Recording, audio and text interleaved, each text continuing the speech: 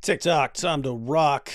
Rocking in the new year with D Wood. Actually, was planning on rocking in the new year. Me and AP were planning to have a. So we were planning on having this weekend, since it's New Year's, planning on having a year in review of all the stuff that's happened, all the Dawa blunders, all the. Sorry, I got distracted. It's funny. The people call themselves Woodies. I was thinking, like, what should be the nickname for people who join us regularly, and some have suggested the Woodies. It was funny because the first thing that popped into my head when I thought, well, what should be the name, was Woodpeckers. That's just too dumb. But when your last name is Wood, you grow up and you hear, "Hey, Woody Woodpecker," all the time. So yeah, that's a thing. That's a thing, ladies and gentlemen. Anywho, we were planning this weekend. Actually, we never quite finalized plans, but we definitely wanted to have a year in review. And then we were thinking of, like on AP's channel, have a year in review. And then on my channel, have, what's coming up in 2024. But that got derailed. Y'all know why that got derailed? Anyone know?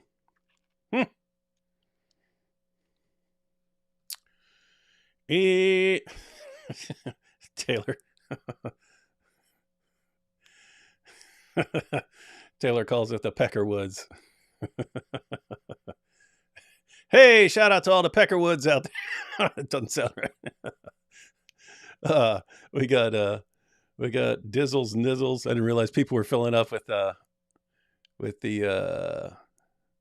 nicknames here. Dizzles Nizzles. I'm a Woodette. Let me see what the other suggestions are. But Peckerwoods, the Wooders,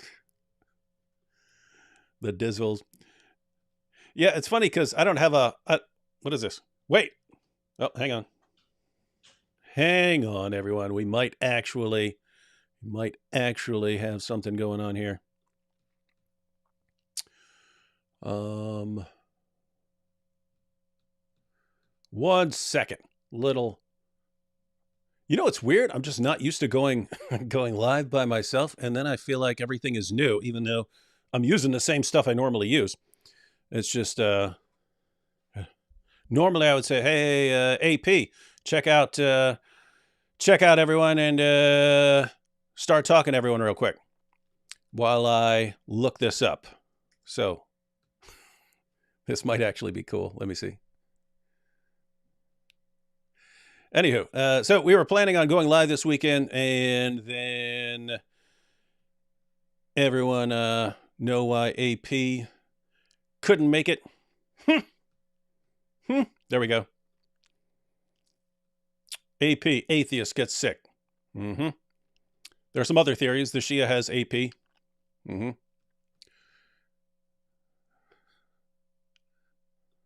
Sorry, I'm still looking at the names. Dizzleities.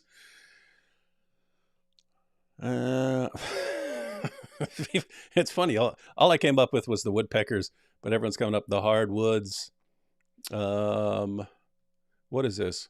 Who cares about Israel or Palestine?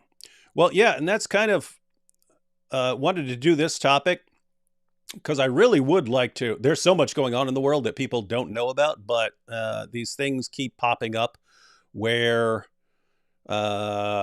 people deny stuff, and I don't know, we feel like we have to respond to it. But anyway, it's like, there's massive persecutions going all over the place. If you wanted to call anything a genocide that's going on in the world right now, you've got the Nigerians, the Christians in Nigeria. You've got the Armenians. So you've got people who where you could actually make claims about genocide. No one pays any attention to that because it doesn't have anything to do with Jews. And so, but because everyone's talking about what's happening between Israel and Gaza, we end up talking about that in response to everything that everyone else is saying. And so we've seen people repeatedly declaring that Hamas was not targeting any civilians. That didn't happen, that the babies weren't killed, that women weren't raped, and so on. And so, you just have to keep responding to it because you've got an online mob that runs around saying these things never ever happened and so on, and these guys weren't targeting civilians and so on, and you just got to respond to the stuff. Just one second. Let me send an email real quick.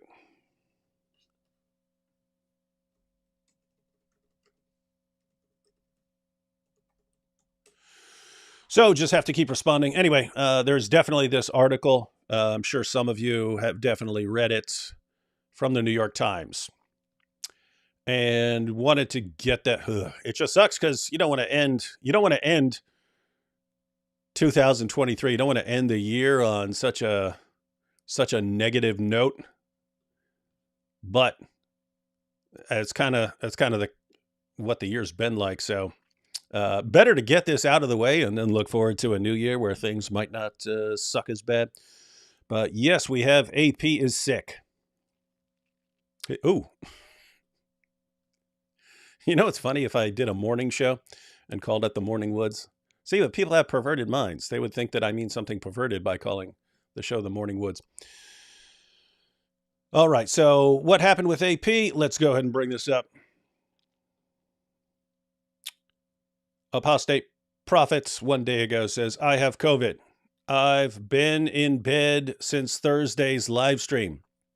While the symptoms are pretty paralyzing, I felt significantly worse when I had the flu. None of this compares to pneumonia, though, which was the best of them all. AP3, Allah 0. Would be funny if I died now. That would be pretty hilarious to lots of jihadis out there. But if you want to know why AP got sick, if anyone doesn't know why AP got sick, we know exactly why AP got sick, ladies and gentlemen. And here it is. Ali Dawa, you can check the date. This is authentic. On August 24th of 2020, Ali Dawa said, every Muslim, wait, I should say this like Ali Dawa. Every Muslim should say Ameen and retweet this, yeah? May Allah subhanahu wa ta'ala in it cause a disease or an illness to inflict those individuals who have desecrated the Quran, yeah? May it be so severe that they never forget till the day they die and in the hereafter. Ameen! Remember this tweet. Well, I did remember the tweet, Ali Dawa. And here we are, just 3.5 years later. The curse of Allah finally kicked into AP, and he's in bed with COVID. He's in bed with COVID. And so Ali Dawa's prayers were answered. Allah's never quite on time, but and never as severe as the Dawa clowns want. But yep, he comes through. And actually came through earlier because I had COVID as well. My reaction to COVID was kind of similar to AP's. So he says, I've been in bed since Thursday's live stream. While the symptoms are pretty paralyzing, I felt significantly worse when I had the flu. None of this compares to pneumonia, though, which was the best of them all. That was kind of my reaction. I had COVID twice, and both times it felt like a cold. And not even a bad cold, like a mild cold. The only difference was it just didn't go away. So it lasted like, I forget what it was, like a month or 6 weeks or something like that. Like both times. It was like a low-grade cold that just wouldn't go away at all. And that's what happened. And so Ebenezer here is putting it all together. Allah cursed AP through the power of the prayers of dais everywhere. So anyway, we're going to, again, I didn't really want to end this year on a sad note, but at the same time, I did want to get through this so that maybe we can focus on some other stuff in the new year. And also thought, since AP is sick, well, maybe I'll just hang out with family and stuff.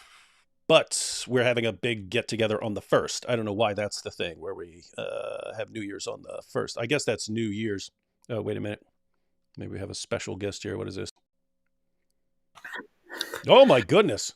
Hey, what's up? I counted you out, dude. I totally counted you out.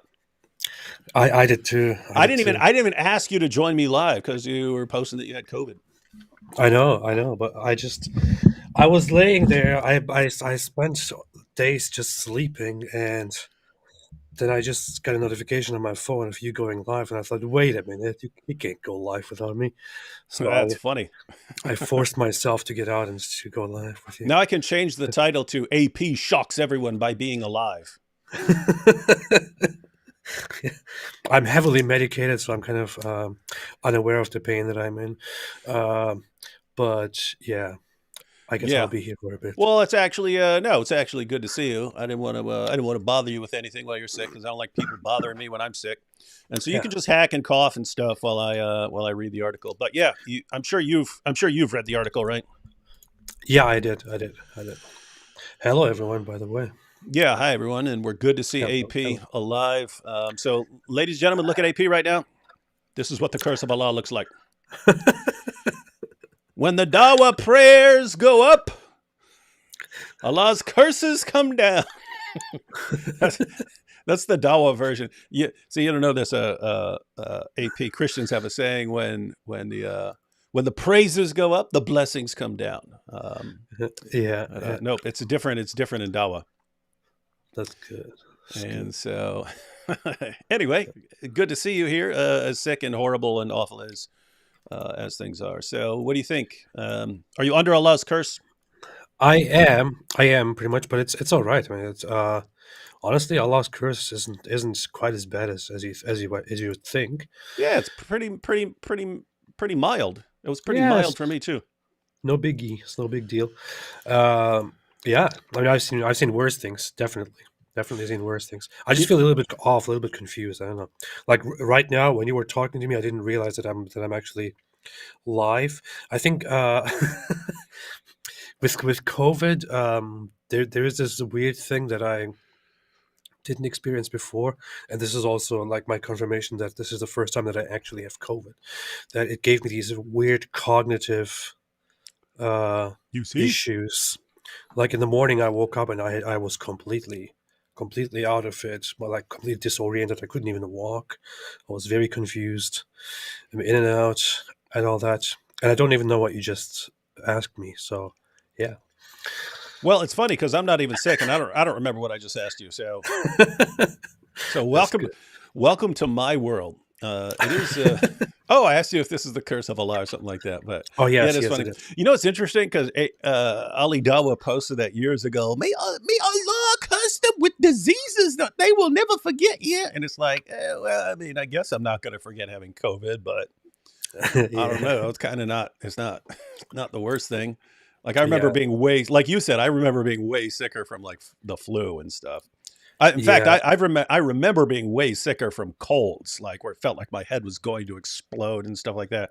Um, but yeah, Oh, I have to say the headaches that I had with COVID here, I think I never had a worse persistent headache. hmm. Um, the headache, and it's also very different in where it's located. Like it started up here, and then it slowly like creeps to the sides. Like over the last 2 days, the sides of my head to my teeth and my jaw, I've been in incredible pain. And then this morning, my neck suddenly, like everything around here hurts, and I never experienced quite something like that. The thing is, I never had a fever. I just had brutal chills, which is basically fever just in a different form. Um, but yeah. I definitely felt worse on the flu. I do feel very bedridden though. I couldn't. I can barely get up and walk around unless I take heavy medication. This is the curse of Allah, definitely. Well, that's why Uh, I didn't even bother asking you to join me, but here we are. So yeah, if you yeah, got yeah. it, if you ever have to bolt, go ahead and bolt. I just wanted to read this article while it's still extremely relevant. Do that. We Might need have been. to. We should also. I think I'm getting slightly better. I feel much better today than yesterday.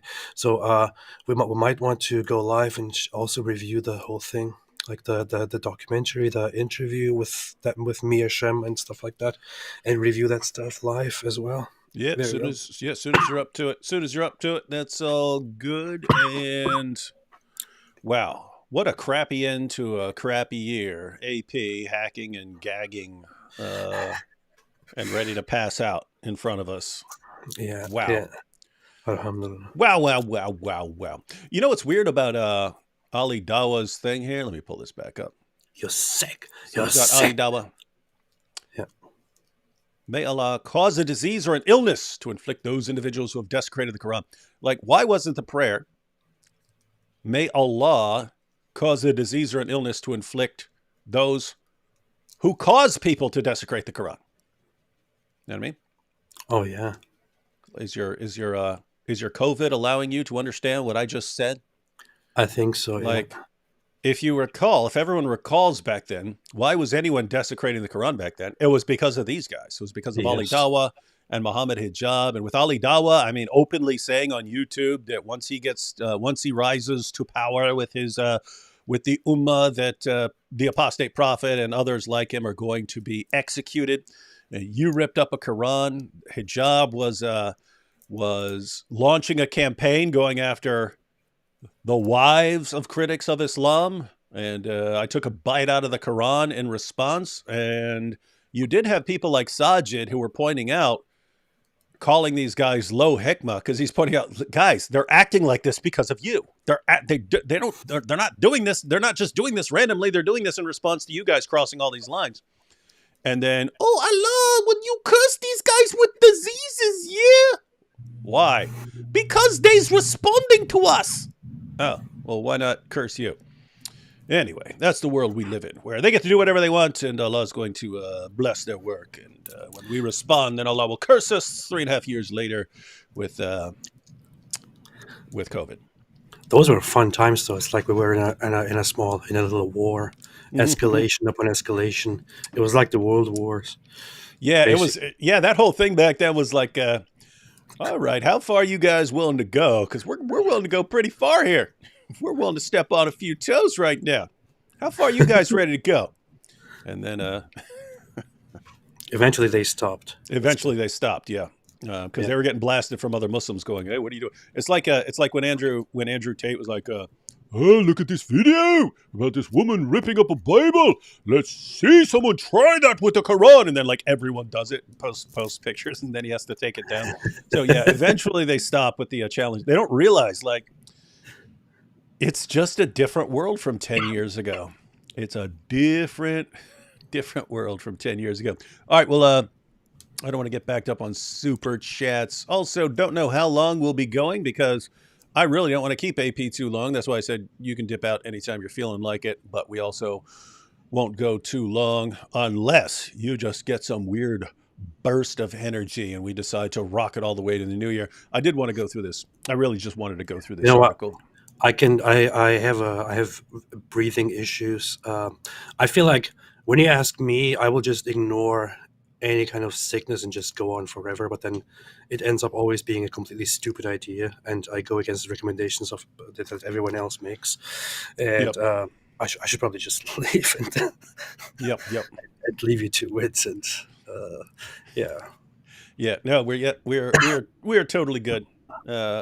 It is good because we've really we've ended up with a yeah, pretty interesting community over the past several months, right? You know what I mean? So it's cool to end out the year with our, like, we've always had people who followed us in live streams and stuff, but I don't know, things just over the past several months just we've been talking about it in live streams before this and stuff, but like coming up with our own language and our own collections of jokes and so on that no one outside of the group understands, and and been getting more and more people. It was pretty normal. It's pretty normal to get a thousand people watching live 6 months ago. 1,000 people watching live for a really important topic, really important timely topic would have been normal. And all of a sudden then we were getting 2,500 3,000 and stuff like that for certain topics. So anyway, yep, we are, ladies and gentlemen. AP has COVID.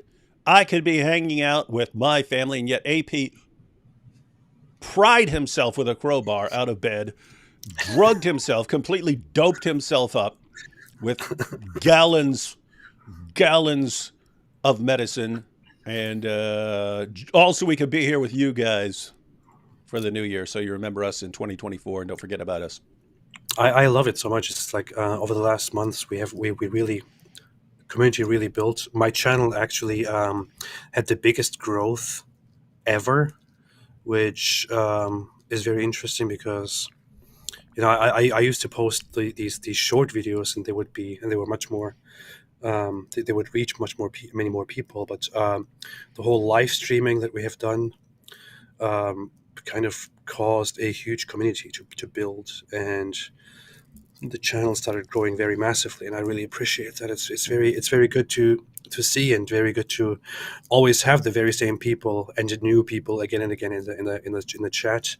Very nice. It's very much appreciated. So there is something that draws you to come back here and go live and interact with everybody again and again, even when you're sick. Even when you're sick. It is weird And because yeah, I always made lots of videos because I generally prefer, like, being on my own and sitting down in front of a camera and recording a bunch of stuff. That's cool, and then I put it out there.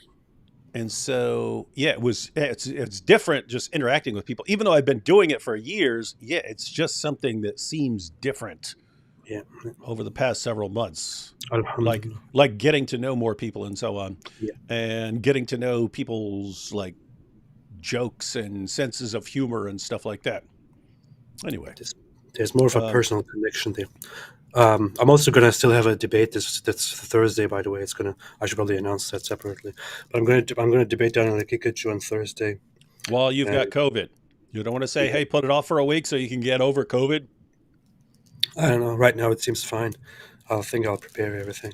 I'll see. You might want to have everyone on notice, saying, "Hey, if I keep getting better, then everything's on." But if because again, I was telling people right before you jumped in, COVID just felt like a cold to me, and not even a terrible one, but it just didn't go away. Just didn't Hmm. go away forever. So you could be in a situation where it gets really bad, and then you get a little bit better, but then you just kind of level off with some low level sickness for a while. I don't know. Alhamdulillah. Yep, yep, yep. Alhamdulillah. But keep your Okay, eyes on okay. that. I'm All I'm right, all I'm right, leaving. all I'm right. leaving. Enough there. See, you just came in here. I was like, was about to.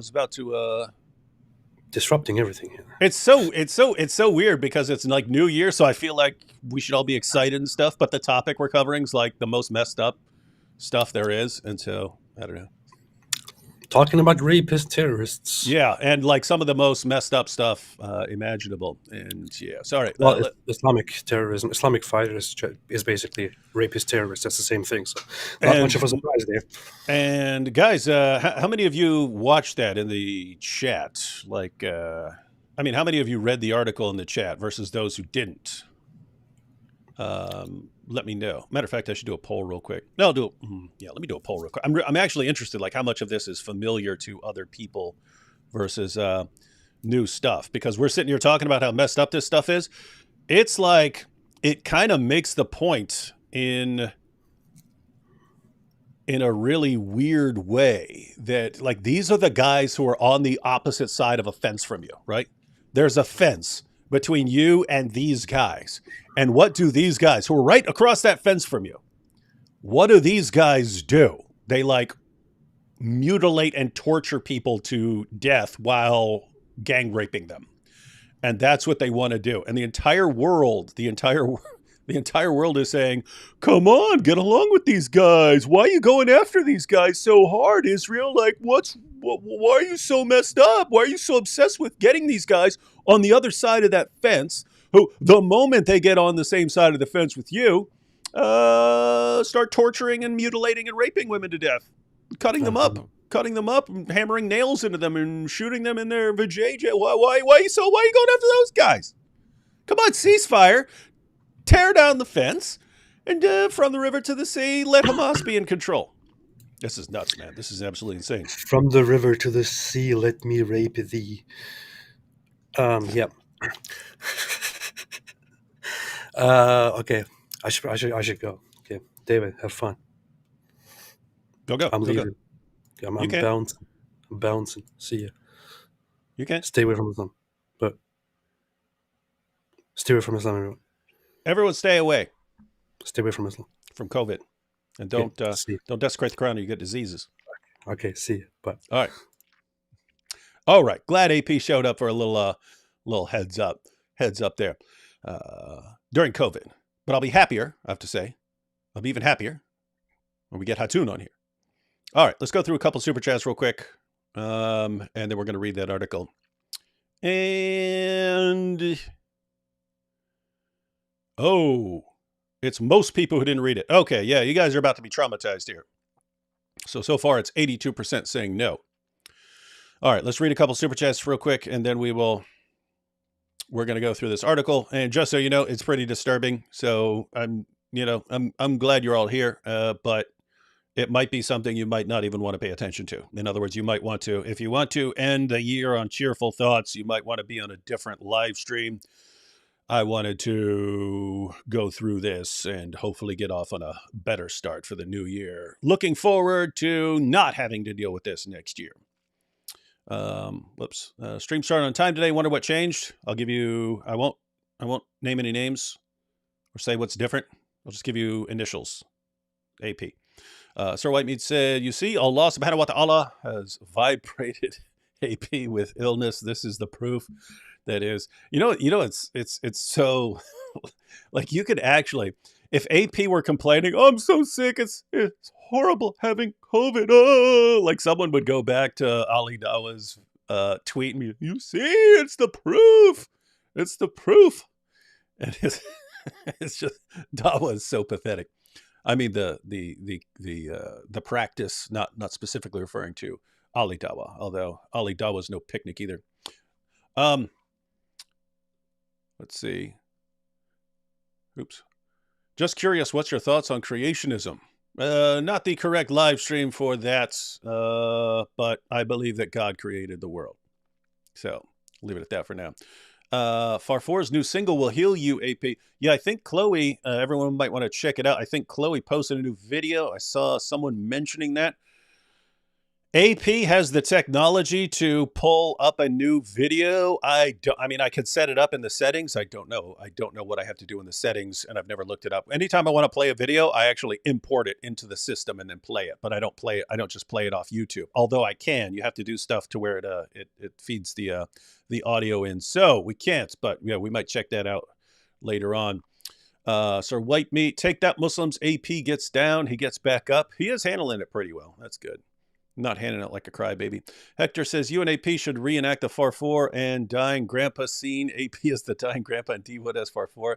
Yeah, I've been thinking of, I looked, you can actually get like really, really high quality mouse costumes for like $500 and so on. So we're thinking about, these are all kinds of cool things we can do. We could do our own children's show with that. Next, Dr. Nike, I do have an Ali Dawa ad on my channel. It's meant to help with your woodies. For anyone who doesn't know, yeah, I saw you post that on Twitter as well. But it's a clip of Ali Dawa really, really dialing. This is totally just from Ali Dawa's videos, but he's really dialing up his campaign for people to buy his orgasm intensifier pills. It's absolutely amazing. Hijab will go on with Rabbi Shmuley and say, oh, your daughter sells this in her shop, blah, blah, blah, blah. Meanwhile, Hijab's best friend is selling orgasm intensifier pills on YouTube. Hey, D-Wood, you should end 2023 with a funny prison story that makes it look fun and makes us want to get arrested too. Funny prison story.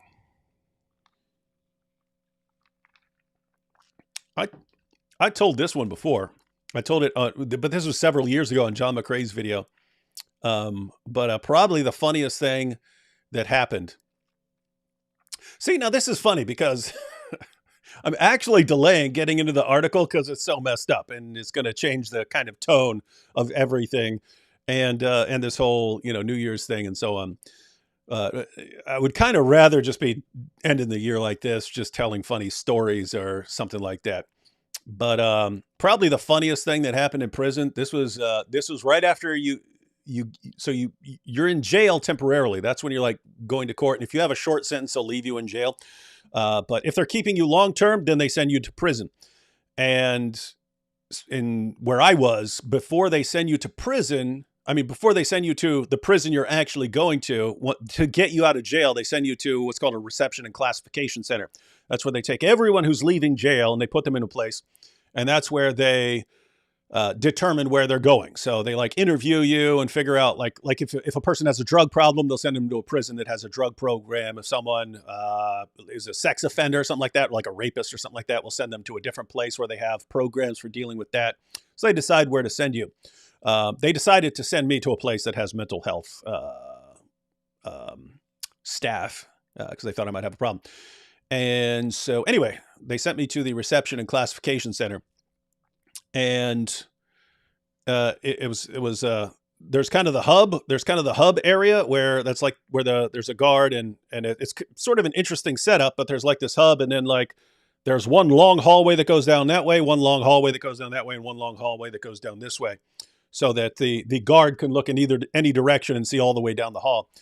But there was this so I was in B wing, so the middle one, B wing. And so it's just this long hallway of cells. I was in there with a guy named Javar.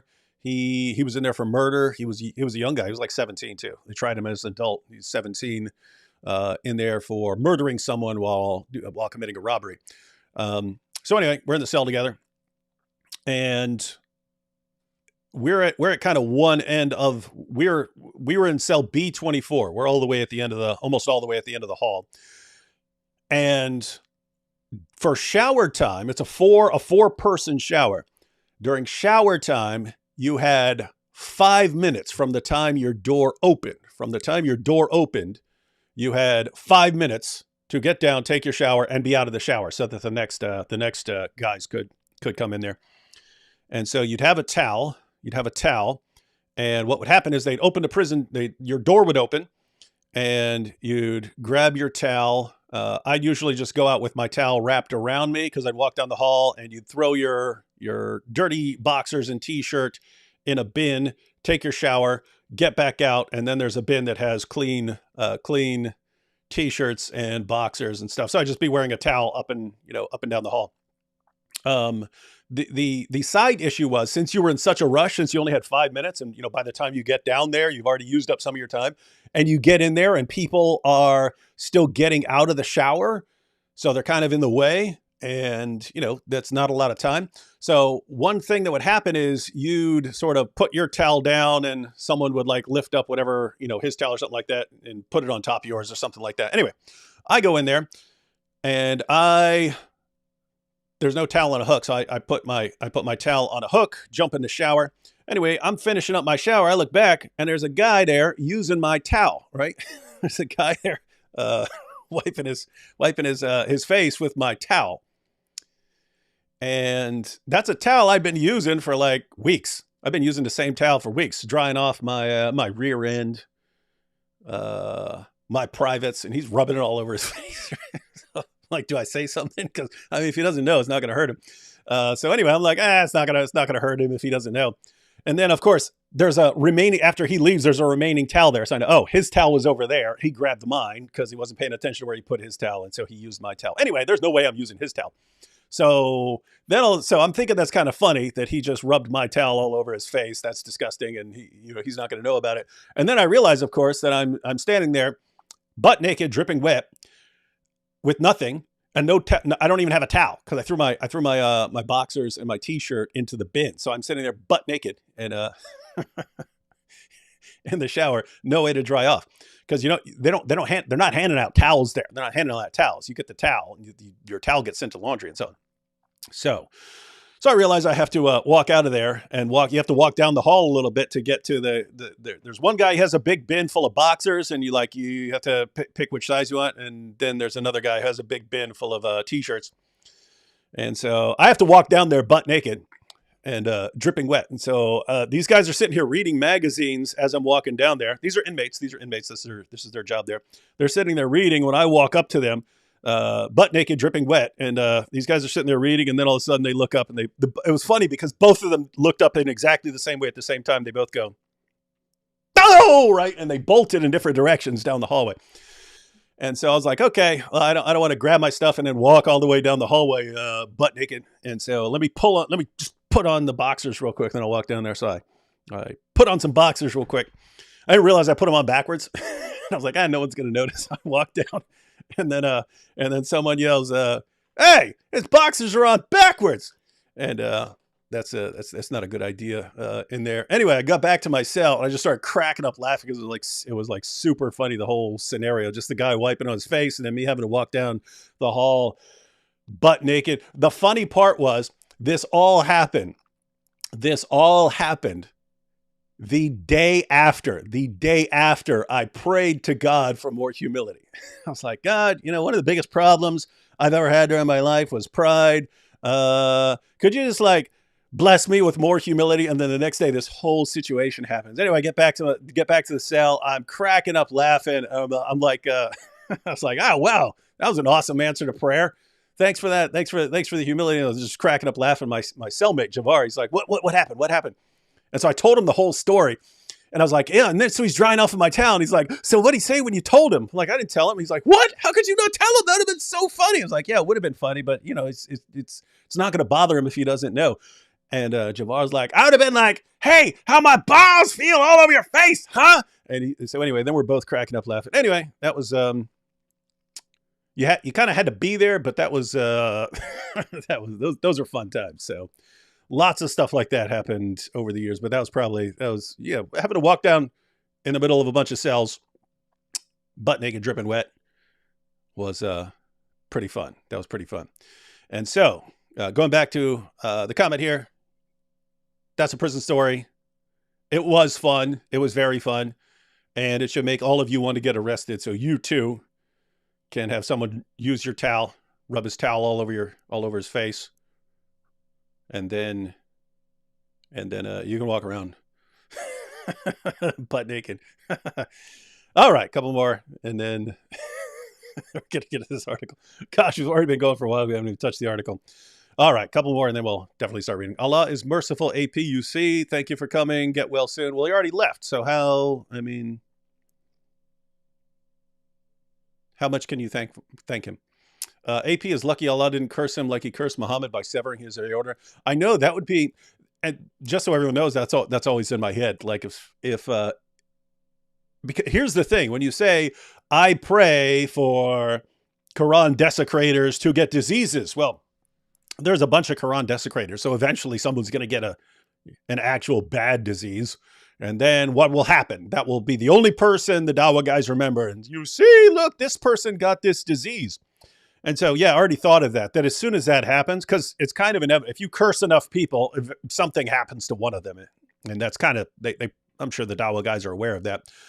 But who's going to have something worse than what Muhammad went through? When Aisha herself said that she never saw anyone in as much pain as Muhammad after he was poisoned and leading up to his death. Like, what's worse? In fact, there's nothing worse now. Even if you get some horrible disease, like something really, really bad that you're just going to die from, you're going to be in a hospital and you're going to be on painkillers and stuff. And it's just not going to be anywhere near as bad as what Muhammad went through. So nice try, Dawa guys. Not going to work. Yeah. Farfour says, Allah got him good, yeah. Farfour. There's Farfour bragging. Farfour, you got murdered, man. AP's just got COVID. AP heroically joins live stream, fighting the worst offer of his life. Atheist. D Wood didn't bother asking. Christian, draw your own conclusions. Hey, the draw your own conclusions you normally go in my favor, but now they're in AP's favor. AP entered like a cameo in a 90s TV show. Yeah, he did. And it's cool that he bolted. It's kind of cool, right? Showed up, said hi, talked for a couple of minutes, looked horrible, and then left. AP, why you spluttering? D Wood, clear-minded and lively Christian. AP, confused like a newborn calf and looks like he's dying after smoking a 5-pack. Atheist, draw your own conclusions. See, that's what we're looking for. And that, of course, came from our hero, I Choose the Cow. Yes, as a wooden woody woodpecker is a common name. Oh yeah, wooden. Yeah, you've probably experienced that. I even had a friend. He was named Willie, and he would always. It's funny. I remember this was seventh grade. And I remember like actually being in the class because every day his class was next to mine, and he would walk by, and as he's walking by the door right before class starts, he would go, and then he'd keep going. For those of you who are too young, that was the Woody Woodpecker laugh. For a pack of the super chat is for a pack of tissues for AP. No comment there. All right, one or two more, and then we're going to get to this article. As you can see, I'm delaying because it is pretty darn messed up. Ladies and gentlemen, it is a messed up article that's going to be pretty terrible for some of you because 84%, I've just looked, people had plenty of time to respond. 84% have not read this. So we're going to read it. We're going to read the entire thing. What is this? Allah is a schemer and a deceiver. Bibbity bub. What's the song here? Bippity boppity boo. Allah said, Muhammad said, stop. Bippity boppity. I can't remember the song. I remember the bippity boppity boo. That's the Disney thing, right? I didn't see enough of those when I was growing up. Let's see. AP beated Allah. Yeah, he did. David, why the Quran is calling Christians Nazarene? Is the author of the Quran ignorant about Christians, or is he doing it purposely? There are all sorts of theories on lots of the things, like even the name Isa. Like, why not call him that's not Arabic for Jesus. That's Arabic for Esau. So why is Jesus Isa? And you have different theories. You have different theories usually about, I mean, if you're a Muslim, you have one theory. If you're not, then you have some different ideas. But basically, if you're not a Muslim, then you think Muhammad's just interacting with certain groups who talk about certain people this way and use these names. And so it's actually one theory on why Jesus is called Isa, that Muhammad was encountering some Jewish critics of Christianity who were referring to Jesus as Isa because it was a derogatory term to call someone Esau, because he was the enemy. Esau became the enemy of the Jews. And so that's a theory on how Jesus got the name Isa in Islam. It's like they were using it in a derogatory fashion, but Muhammad's too dumb to know what's going on. All right, so let's go ahead and go through. There are more super chats, but let's go ahead and go through some of this article here. Well, again, unless something weird happens, we're going to go through the entire thing.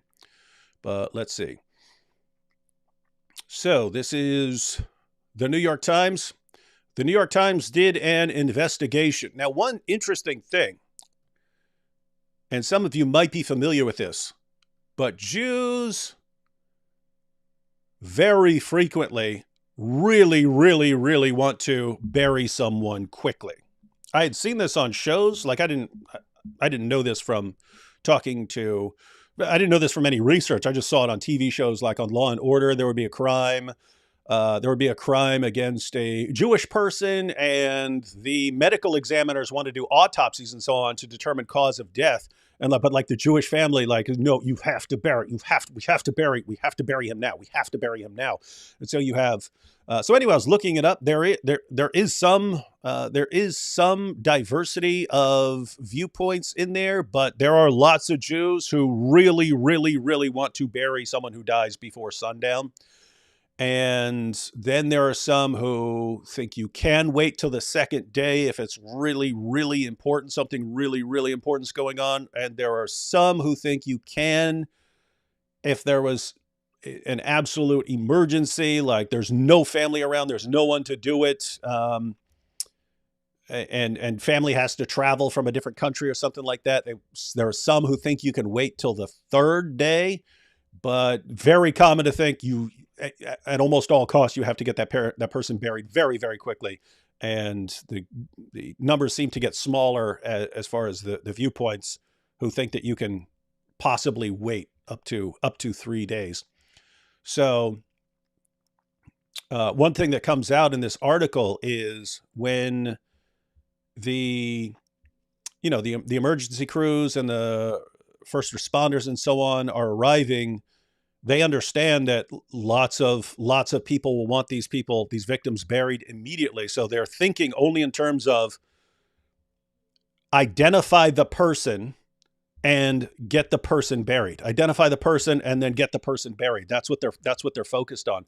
They're not focused on get the evidence of this person's, they're not doing like rape kits like on a TV show, or where, hey, we need to do and swab for fluids and stuff because then we can arrest a person later on based on DNA testing and so on. So they just had a completely different mindset. It's they're getting there. We have to identify this person, and then once the person is identified, we need to get this person buried very, very quickly. And so that's the situation. Anyway, let's go through this.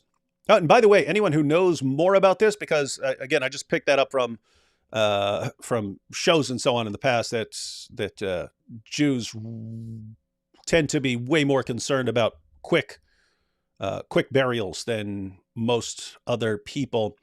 But then I was looking it up a little bit just because of this article.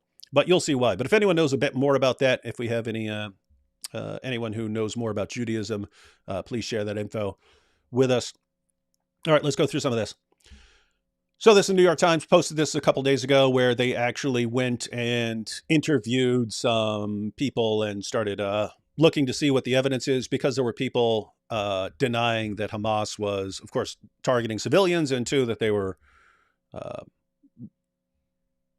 sexually doing various sexual things to women and girls and bodies and so on. All right, let's look at this. At first, she was known simply as the woman in the black dress. In a grainy video, you can see her lying on her back, dress torn, legs spread, vagina exposed. Her face is burned beyond recognition, and her right hand covers her eyes. The video was shot in the early hours of October 8th by a woman searching for a missing friend at the site of the rave in southern Israel, where the day before Hamas terrorists massacred hundreds of young Israelis.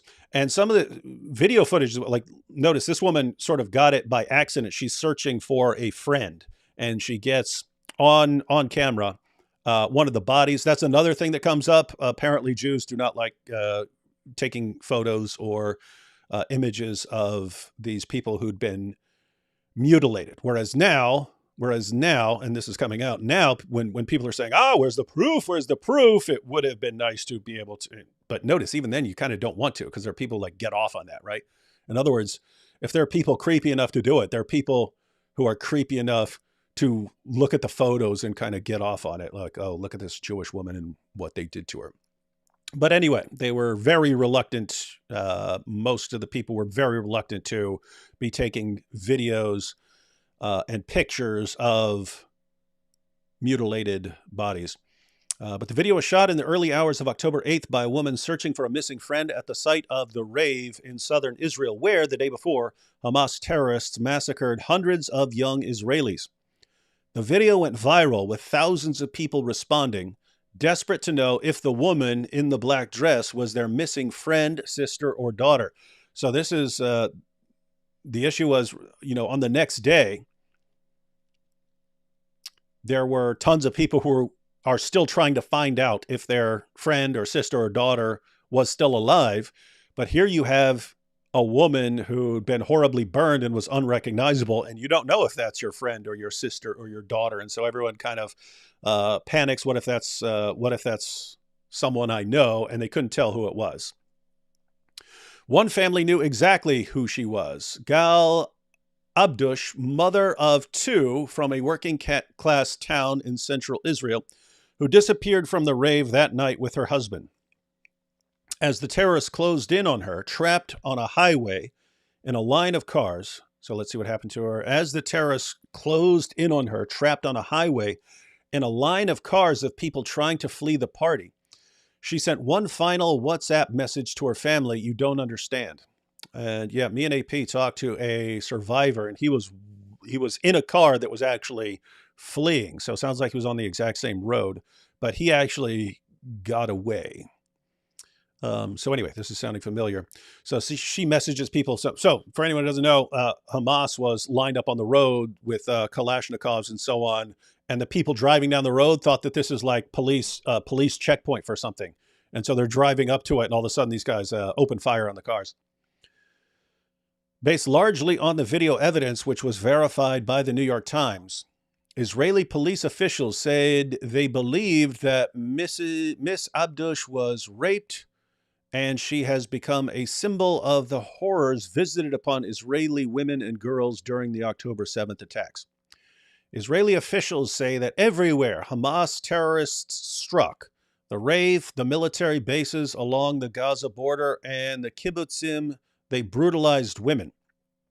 A 2-month investigation by the Times uncovered painful new details, establishing that the attacks against women were not isolated events, but part of a broader pattern of gender-based violence on October 7th. So, looks like what they're saying here is and I've seen Muslims say this, I've seen Muslims who acknowledge that there were attacks on women and so on, but they say, this is just someone who got out of hand or something like this, or some civilians who crossed over, or something like that. And so the Times is saying, no, this wasn't some isolated incident. This was a pattern of violence against women on October 7th. Relying on video footage, photographs, GPS data from mobile phones, and interviews with more than 150 people, including witnesses, medical personnel, soldiers, and rape counselors, the Times identified at least 7 locations where Israeli women and girls appear to have been sexually assaulted or mutilated. So 7 different areas of the attack. Here you have a map here of some of the different areas where these attacks were going on. And so it was multiple areas where women and girls were being sexually assaulted and or mutilated. 4 witnesses described in graphic detail seeing women raped and killed at 2 different places along Route 232, the same highway where Miss Abdush's half-naked body was found sprawled on the road at a 3rd location.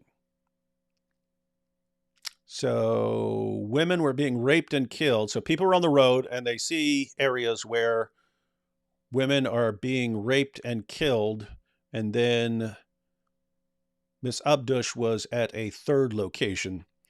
And the Times interviewed several soldiers and volunteer medics who together described finding more than 30 bodies of women and girls in and around the rave site and in 2 kibbutzim in a similar state as Mrs. Abdush's, legs spread, clothes torn off, signs of abuse in their genital areas. And when they say signs of abuse in their genital areas, this is pretty bad stuff. This is pretty bad stuff here. And it seems to be an obsession with the jihadis to mutilate the women's genital areas. Keep in mind, these jihadis are people who live on the other side of a fence. So you've got the Israelis, and then there's a fence, sometimes a double fence, and on the other side of that fence, you've got guys who are obsessed with torturing and mutilating and gang raping Jewish women. And the response of the world is, come on, guys, just get along with them. Don't go after them, Israel. Don't go after them, Israel. Don't go after them too hard. Get a couple of them. Even, they killed over 1,000 of your people. So you've more than settled the score. Let them go now. In contrast to Israel, which is saying, no, we're going to hunt these guys down. We're going to kill them for what they did. Many of the accounts are difficult to bear, and the visual evidence is disturbing to see. So there is all kinds of stuff that certain journalists are allowed to see that most people aren't allowed to see. People don't want these images to be made open to the public because, again, there are creepy people out there. Many of the accounts are difficult to bear, and the visual evidence is disturbing to see. The Times viewed photographs of one woman's corpse that emergency responders discovered in the rubble of a besieged kibbutz with dozens of nails driven into her thighs and groin.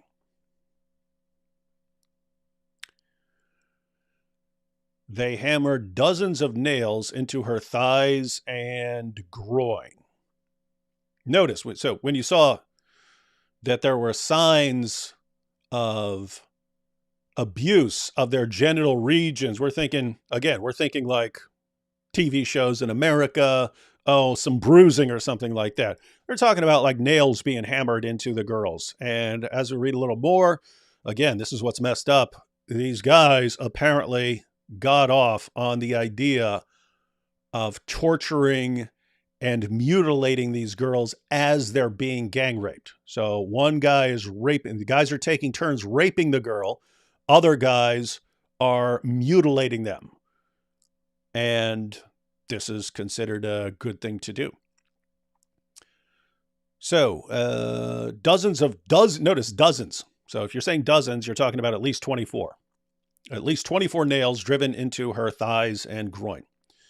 The Times also viewed a video provided by the Israeli military showing 2 dead Israeli soldiers at a base near Gaza who appeared to have been shot directly in their vaginas. So the Hamas guys were shooting women in their vaginas. Hamas has denied Israel's accusations of sexual violence. And of course, there are some people in the world who would just believe Hamas. But Hamas has denied Israel's accusations of sexual violence. Israeli activists have been outraged that the United Nations Secretary General Antonio Guterres and the agency UN Women did not acknowledge the many accusations until weeks after the attacks. So the UN just wouldn't say much until they were pressured and shamed after weeks into acknowledging that maybe there's something happening there. Investigators with Israel's top national police unit, Lahav 433, have been steadily gathering evidence, but they have not put a number on how many women were raped, saying that most are dead and buried, and that they will never know. No survivors have spoken publicly.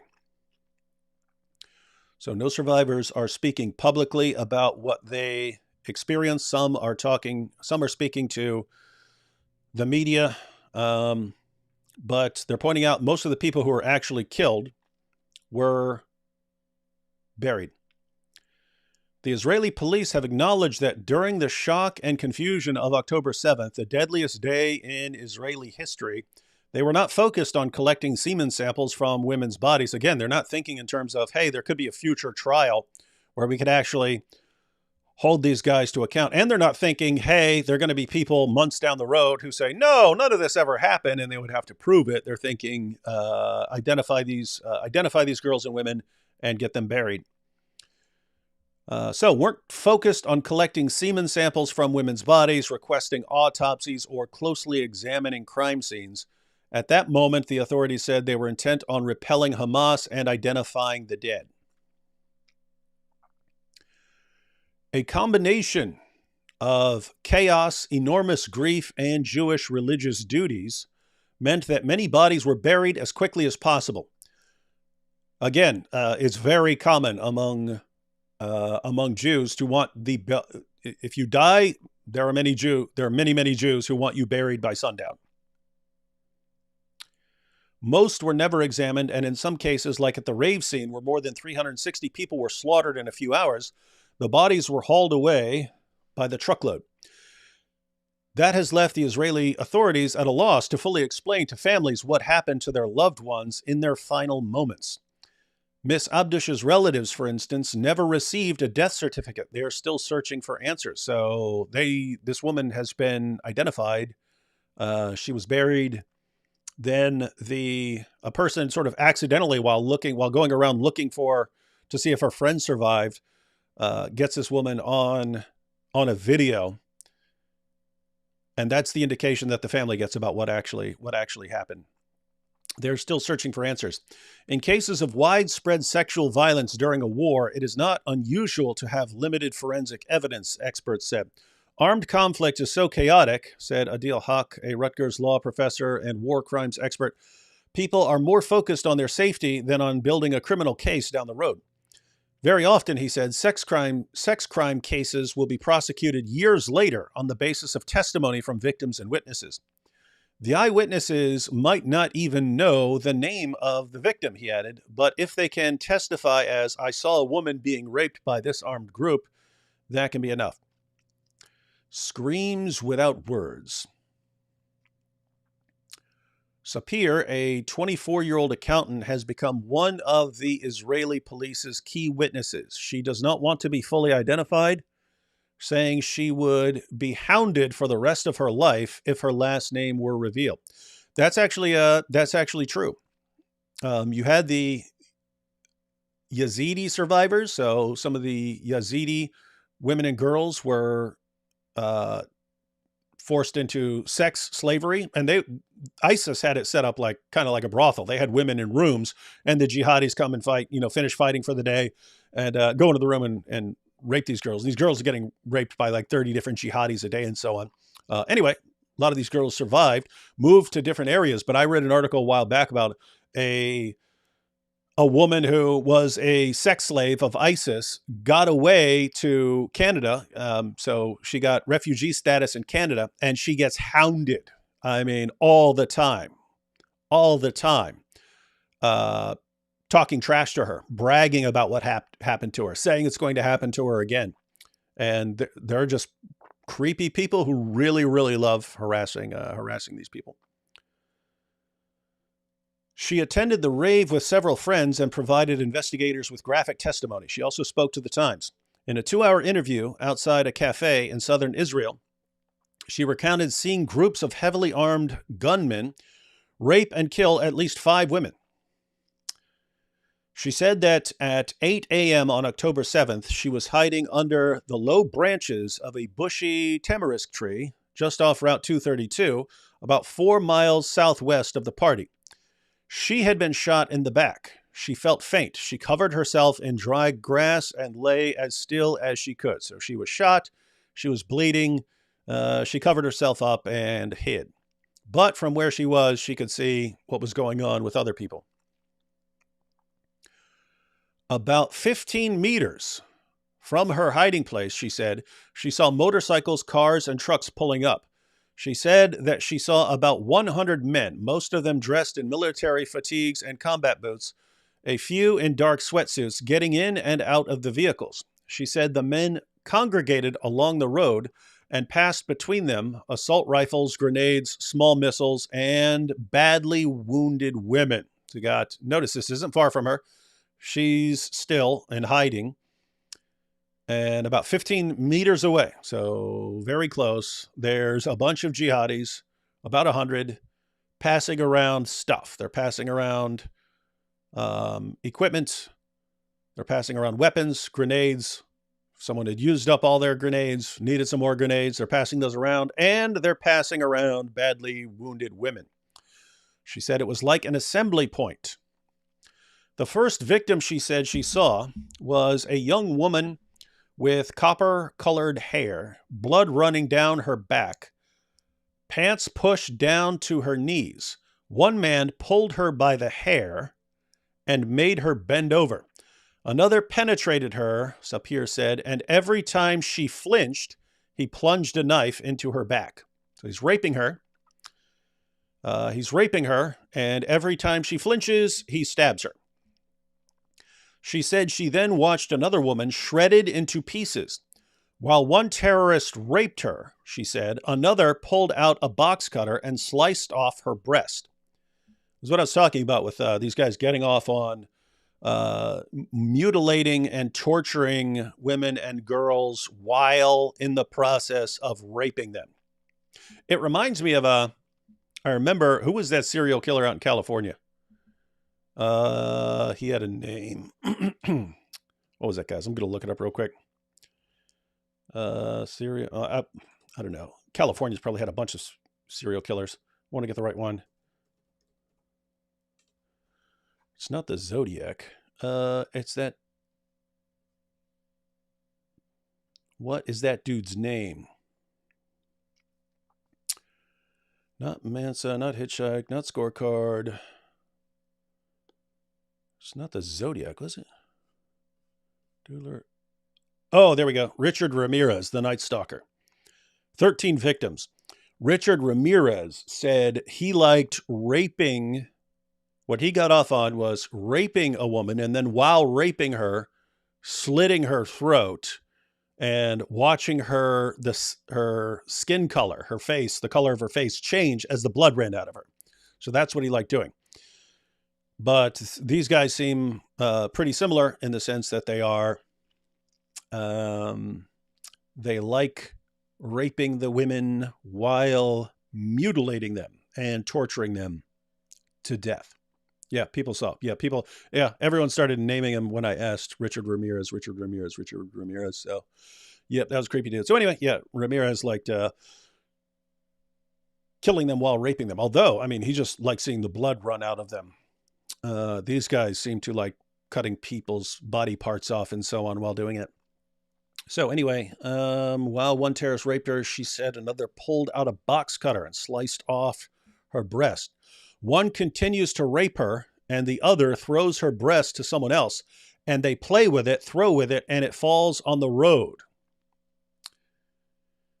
She said the men sliced her face, and then the woman fell out of view. Around the same time, she said, she saw 3 other women raped and terrorists carrying the severed heads of 3 more women. So they're beheading women, raping, beheading. And that's what's going on there. Sapir provided photographs of her hiding place and her wounds. And police officials have stood by her testimony and released a video of her with her face blurred, recounting some of what she saw. Yura Carroll, a 22-year-old security consultant, said she was hiding in the same spot, and he can be seen in one of Sapir's photos.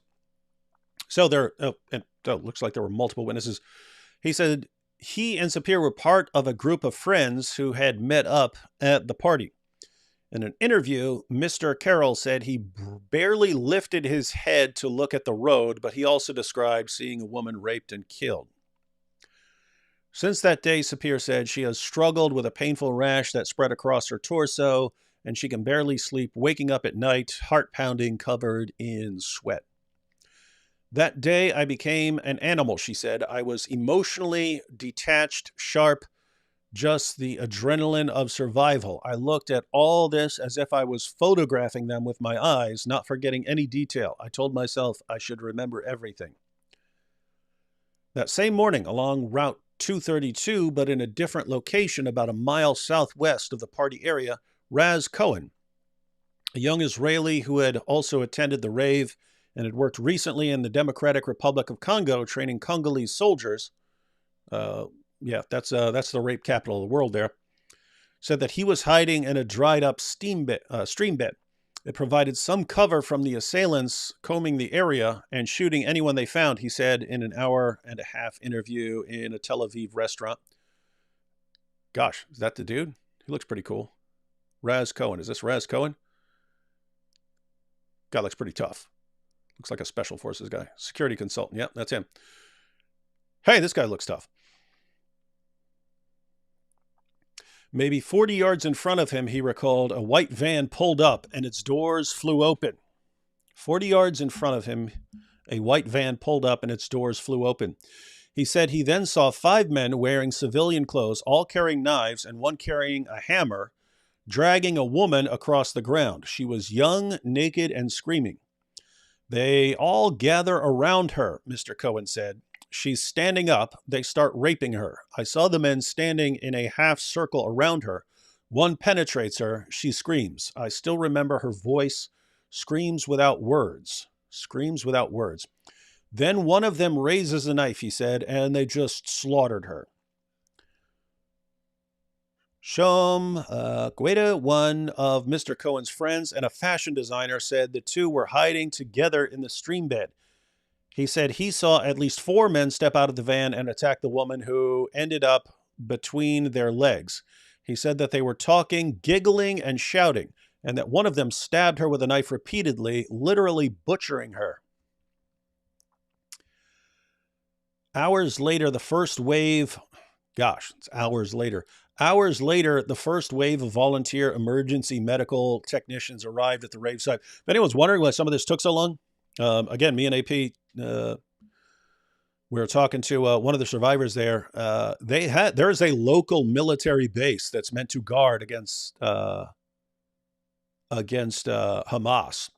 Hamas conquered the base. They took over the military base and killed all the soldiers there. So the place that is supposed to be the local military security, Hamas beat them and killed them all. Hours later, the first wave of volunteer emergency medical technicians arrived at the rave site. In interviews, 4 of them said that they discovered bodies of dead women with their legs spread and underwear missing, some with their hands tied by rope and zip ties in the party area, along the road, in the parking area, and in the open fields around the rave site. Jamal Waraki, a volunteer medic with the nonprofit Zaka Emergency Response Team, said he could not get out of his head a young woman in a rawhide vest found between the main stage and the bar. Her hands were tied behind her back, he said. She was bent over, half naked, her underwear rolled down below her knees. Yanan Rivlin, a member of the rave's production team who lost 2 brothers in the attacks, said that after hiding from the killers, he emerged from a ditch and made his way to the parking area east of the party along Route 232, looking for survivors. Near the highway, he said, he found the body of a young woman on her stomach, no pants or underwear, legs spread apart. He said her vagina area appeared to have been sliced open, as if someone tore her apart.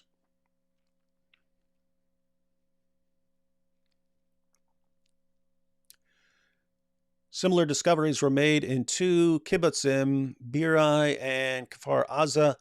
8 volunteer medics and 2 Israeli soldiers told the Times that in at least 6 different houses, they had come across a total of at least 24 bodies of women and girls, naked or half naked, some mutilated, others tied up, and often alone.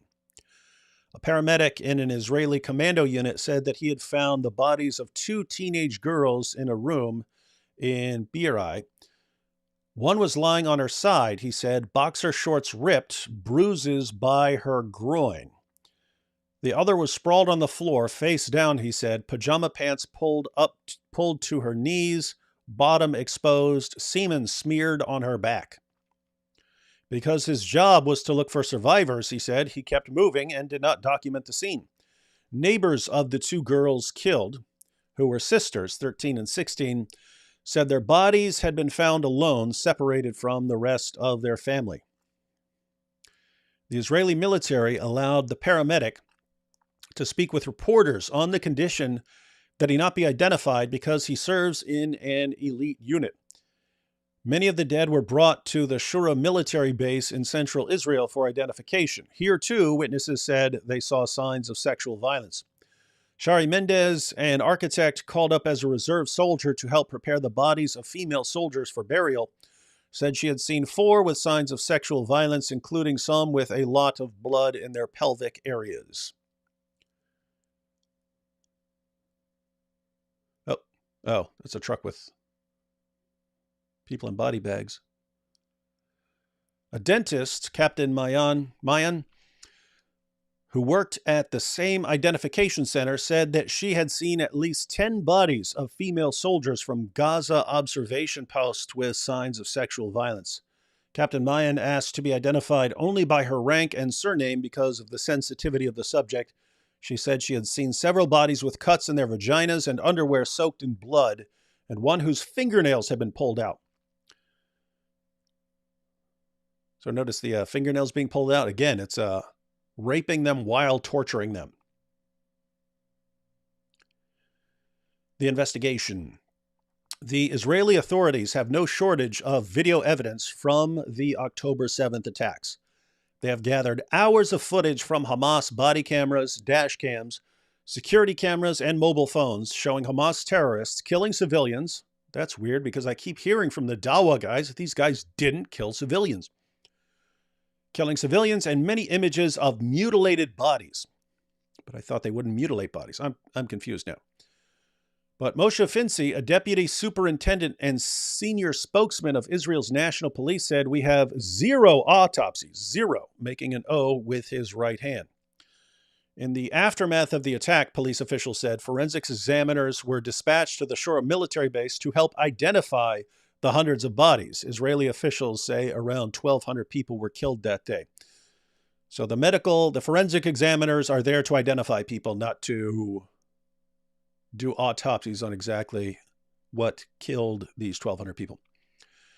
The examiners worked quickly to give the agonized families of the missing a sense of closure and to determine by a process of elimination who was dead and who was being held hostage in Gaza. Oh, and by the way, that's another big part of it, not just the general Jewish beliefs on having a quick burial. They're also working quickly because they know that some people were dead and some people were taken hostage. And so you know everyone who's missing. So you know everyone who's accounted for because you got families coming, you got families calling in, hey, my daughter's missing. Where is she? Well, you don't know. You don't know if her daughter was killed or if she's hiding somewhere or if she was taken hostage. And so you got to do process of elimination. You have to find everyone, you have to identify everyone who's dead, and then you know who was taken away. So who was dead and who was being held hostage in Gaza. According to Jewish tradition, funerals are held promptly. The result was that many bodies with signs of sexual abuse were put to rest without medical examinations, meaning that potential evidence now lies buried in the ground. International forensics experts said that it would be possible to recover some evidence from the corpses, but that it would be difficult. In other words, if you say, I actually, instead of just burying my daughter, I want to know who raped her. And so I want you examining the body and doing, DNA tests and stuff to find out, get some more information, or to just do an autopsy. That's possible, but just not likely. I mean, really, do you want your, so the question is, would the families of these victims want someone going and digging them up and doing research? It kind of depends. I mean, on the one hand, you just want to say, no, she's already been buried, leave her alone. And on the other hand, you might say, no, if you can get someone, I want you to get him. Mr. Finzi said Israeli security forces were still finding imagery that shows women were brutalized. Sitting at his desk at an imposing police building in Jerusalem, he swiped open his phone, tapped and produced the video of the two soldiers shot in the vagina, which he said was recorded by Hamas gunmen and recently recovered by Israeli soldiers. So that actually came from Hamas guys recording themselves shooting women in their vaginas. A colleague sitting next to him, Mirat Ben Meir, a police chief superintendent, said she believed that the brutality against women was a combination of two ferocious forces, the hatred for Jews and the hatred for women. That is a good summary. So jihadis might hate Jews, jihadis might hate women. What happens when they get Jewish women? Well, they are especially brutal towards Jewish women. Again, I remind everyone, these are the guys who are on the opposite side of a fence from Israelis. And you have people around the world complaining, calling Gaza a prison because Israel has a fence up. Keep in mind, Israel did not control Gaza. Israel had pulled out of Gaza. Israel controls the border between Gaza and Israel, but Gaza also borders Egypt. And so they call it an open air prison because Israel has a fence there. On the other side of the fence are people who want to do this to women. And the whole world's, you're keeping them in a prison by having that fence there.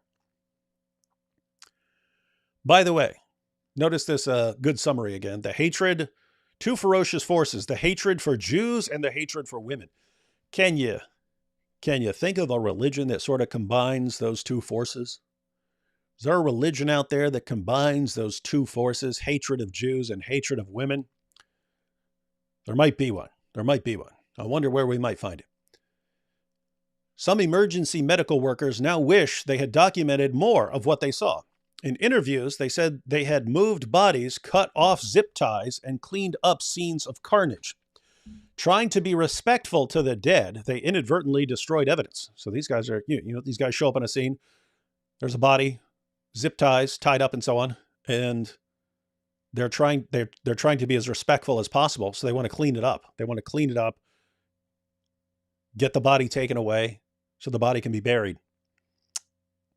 Many volunteers working for Zaka, the emergency response team, are religious Jews and operate under strict rules that command deep respect for the dead. I did not take pictures because we are not allowed to take pictures, said Yossi Landau, a Zaka volunteer. In retrospect, I regret it. So he's saying we are not allowed. We are forbidden from taking pictures of dead bodies. We're not allowed to do it. And he said, I wish I would have done it anyway. There are at least 3 women and 1 man who were sexually assaulted and survived. So these were not killed and not mutilated and tortured to death. These were people who were raped or sexually assaulted, and they survived, according to Gil Horev, a spokesman for Israel's Ministry of Welfare and Social Affairs. None of them has been willing to come physically for treatment, he said. 2 therapists said they were working with a woman who was gang raped at the rave and was in no condition to talk to investigators or reporters. The trauma from sexual assault can be so heavy that sometimes survivors do not speak about it for years, several rape counselors said. Many people are looking for the golden evidence of a woman who will testify about what happened to her, but don't look for that. Don't put this pressure on this woman, said Oret Solitzinu, executive director of the Association of Rape Crisis Centers in Israel. The corpses tell the story. And back to the woman in the black dress. One of the last images of Miss Abdush alive, captured by a security camera mounted on her front door, shows her leaving home with her husband, Nagy, at 2:30 a.m. on October 7th for the rave. He was wearing jeans and a black t-shirt. She was dressed in a short black dress, a black shawl tied around her waist, and combat boots. As she struts out, she takes a swig from a glass. Her brother-in-law remembers it was Red Bull and vodka and laughs. You've got to live life like it's your last moments. That was her motto, her sisters said. At daybreak, hundreds of terrorists closed in on the party from several directions, blocking the highways leading out. The couple jumped into their Audi, dashing off in a string of messages as they moved. We're on the border, Miss Abdush wrote to her family. We're leaving. Explosions. Her husband made his own calls to his family, leaving a final audio message for his brother Nissim at 7:44 a.m. Take care of the kids, he said. I love you. Gunshots rang out and the message stopped. That night, Eden Wesley, a car mechanic, drove to the rave site with 3 friends and found Miss Abdush sprawled half naked on the road next to her burned car about 9 miles north of the site. She did not see the body of Mr. Abdush. In other words, they were separated. She saw other burned cars and other bodies and shot videos of several, hoping that they would help people identify missing relatives. Oh, so that's interesting. So some really don't like recording dead bodies. Some recorded the bodies to help people know what had happened, to help people know what happened to their families and friends and relatives and so on. So for identification purposes. When she posted the video of the woman in the black dress on her Instagram story, she was deluged with messages. Hi, based on your description. Oh, yeah. So everyone wants to know if that's their missing person. Hi, based on your description of the woman in the black dress, did she have blonde hair? One message read. Eden, the woman you just described with the black dress, do you remember the color of her eyes? Another said. So you just have a kind of grainy image of a woman who'd been burned in a black dress, and then everyone's wondering if that's their missing friend or relative. Some members of the Abdush family saw that video and another version of it filmed by one of Miss Wesley's friends. They immediately suspected that the body was Miss Abdush, and based on the way her body was found, they feared that she might have been raped. But they kept alive a flicker of hope that somehow it wasn't true. The videos caught the eye of Israeli officials as well. Very quickly after October 7th, they began gathering evidence of atrocities. They included footage of Miss Abdush's body in a presentation made to foreign governments and media organizations, using Miss Abdush as a representation of violence committed against women that day. Oh, so that's a screenshot. So that's a screenshot from the video. Can't see a lot there. A week after her body was found, I think this is the end of the article here.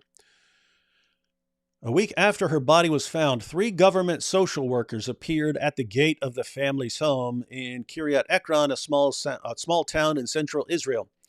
They broke the news that Miss Abdush, 34, had been found dead. But the only document the family received was a 1-page form letter from Israel's president, Isaac Herzog, expressing his condolences and sending a hug. The body of Mr. Abdush, 35, was identified 2 days after his wife's. It was badly burned, and investigators determined who he was based on a DNA sample and his wedding ring. The couple had been together since they were teenagers. To the family, it seems only yesterday that Mr. Abdush was heading off to work to fix water heaters, a bag of tools slung over his shoulder, and Miss Abdush was cooking up mashed potatoes and schnitzel for their 2 sons, Eliav, 10, and Raphael, 7. The boys are now orphans.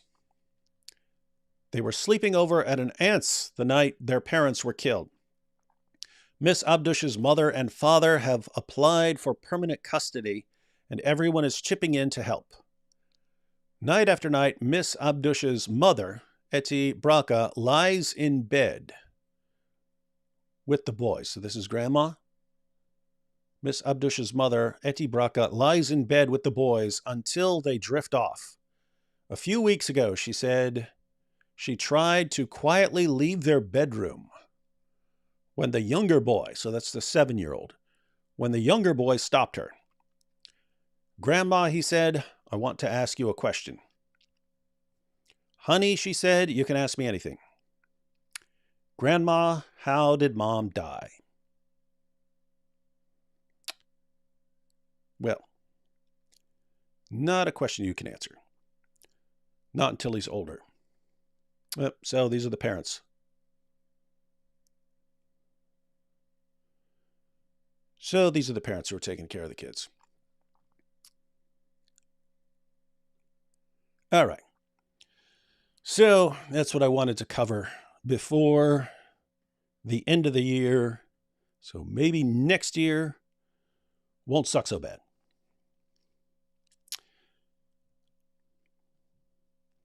All right, what's everyone's thoughts on this so far? So here's the thing. You've still got the Dawa guys. You've still got the Dawa guys.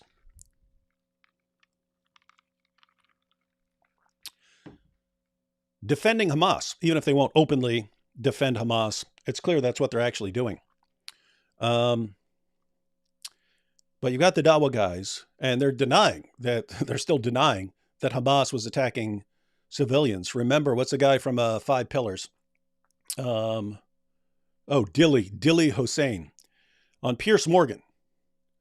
Piers asks Dilly Hussein, who runs a UK Muslim media organization, 5 Pillars UK. And Piers asks him to define terrorism. And Dilly says, his definition, he says, terrorism is when you're targeting civilians. And then Pierce says, well, based on that definition, then Hamas are terrorists because they did that. And then Dilly actually started grinning, saying, do you really believe that? Do you really believe that? Like, you're such an idiot for believing that Hamas was targeting civilians. And notice, so you got the idea that they were targeting civilians. So people who weren't military. Were they killing? In other words, the 1,200 people killed, were these all military personnel? No. They were mostly civilians. So That's why they come up with conspiracy theories. No, it was actually the IDF that went and killed them and so on. But anyway, so that you've got one, you've got the idea that they were targeting civilians, and two, you got the issue that they were actually raping women, and then three, that they're actually mutilating and torturing women. And what's creepy is for the people who, for the Dawa guys and their fans, and lots of their fans around the world, lots of moronic college students and so on, I don't trust any of the information. Right? So you can say, okay, look, here's this woman's image is caught on this video here. What's up with that? No, that was probably the IDF did that to her afterwards, just to make it look bad, to make what the innocent Hamas did, to make it look even worse. And so notice in those situations, they've kind of got the same issue as Hamas, right? Like they hate Israel so much that they won't even listen. They won't even they won't even consider evidence seriously. And so this is what, again, guys, get your minds around the big picture here. Big picture. You've got Israel and a fence, and then Gaza. And within Gaza, there are people who don't want to kill anyone. There are people who wouldn't mutilate women and girls. What kind of people are signing on with Hamas? People who want to do this stuff. And even though there are people who don't support Hamas, there are videos of people in Gaza who are complaining about Hamas and so on. The majority of people voted for Hamas when they had an opportunity in 2005 to vote for their leaders, to vote for who's going to represent them. They voted for Hamas. And so they voted for people who really, really want to do this to Jews. Again, guys, it's just, imagine you had a neighbor who that's what he wants to do to your wife and your daughter. You probably want to take some serious measures to make sure that guy can never do that. All right, suppose you have a population with hundreds or thousands of people who want to do that to your wives and daughters, and they're just on the other side of that fence. You'd probably want to make sure they don't have an opportunity to do that. And yet, people around the world, shame on the Jews for keeping these guys in an open air prison. What do you mean by open air prison? Well, they got a big fence there between Israel and these guys, and they don't let people cross that fence without going through a checkpoint. And so it's a prison, even though they've got another border with Egypt. But it's got a fence. So, lots of prisons have fences. There's a fence there. So it's an open air prison.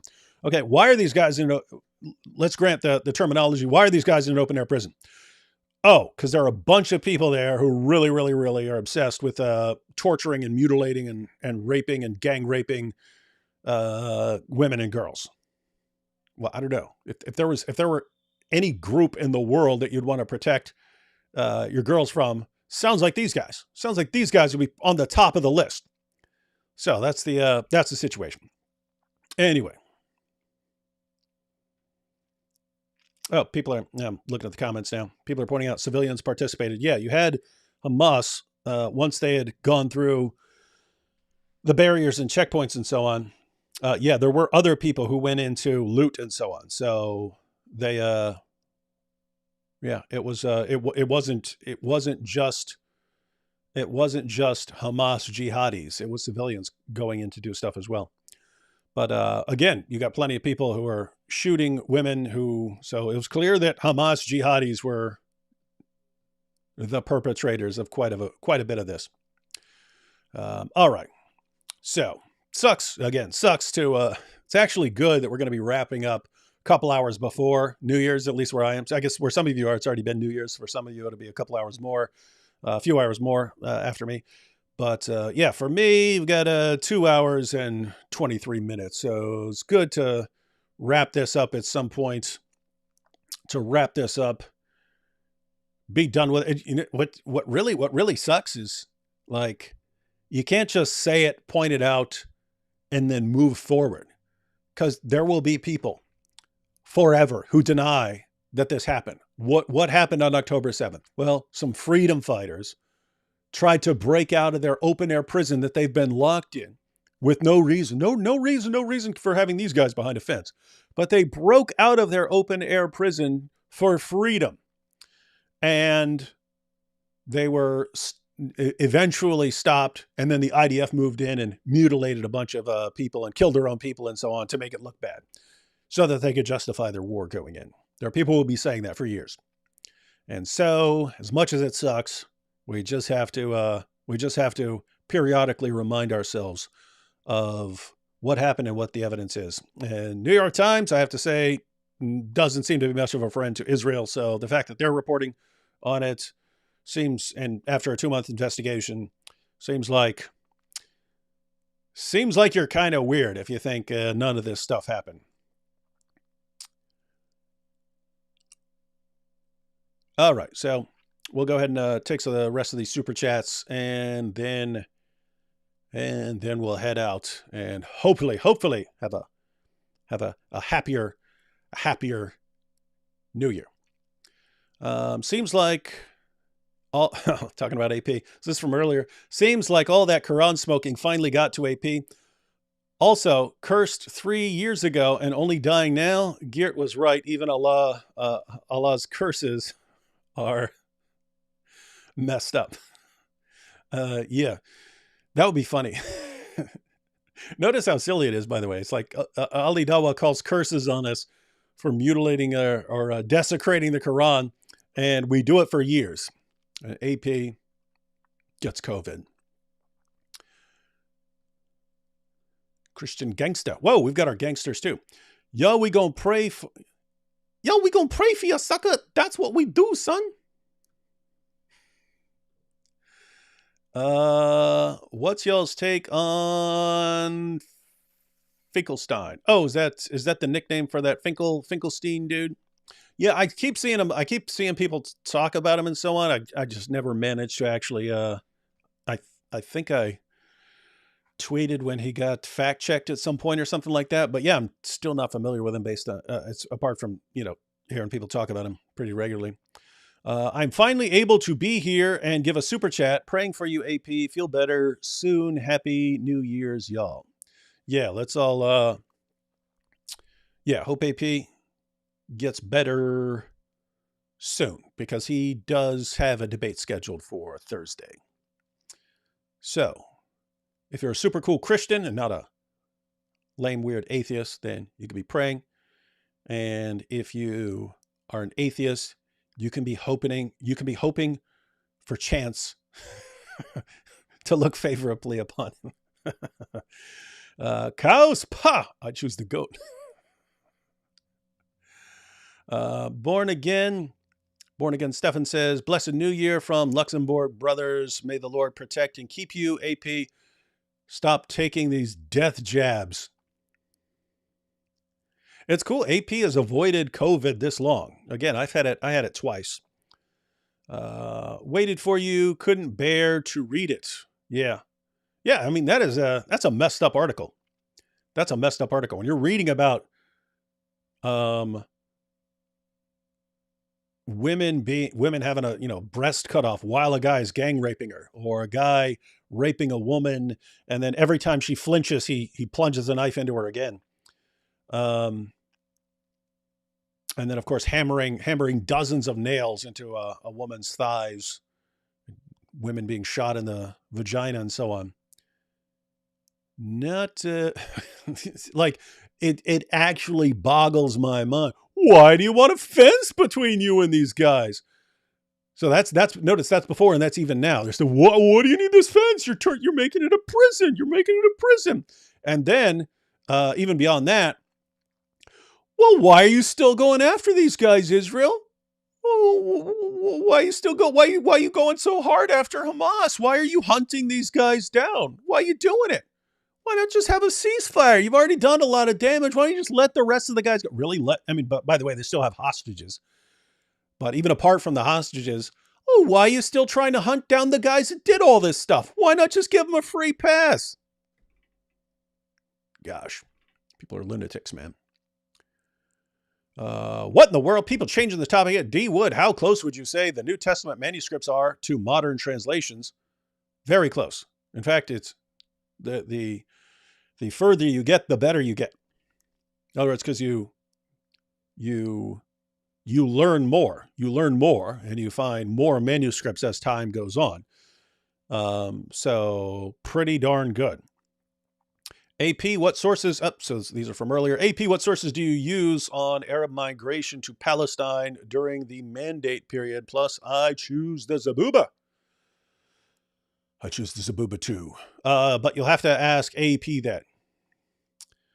Issa says, responded to your email. Accepted. Happy New Year. Yes, Issa, indeed. AP and I have something that we are working on that the rest of you will hear about here pretty soon. But one of the things we want to do, because Issa's a Muslim, but he's not the Salafi type that normally hate us. And so, we're going to want to do some stuff with Issa. Issa's a Sufi. So he isn't with the guys who want to kill us.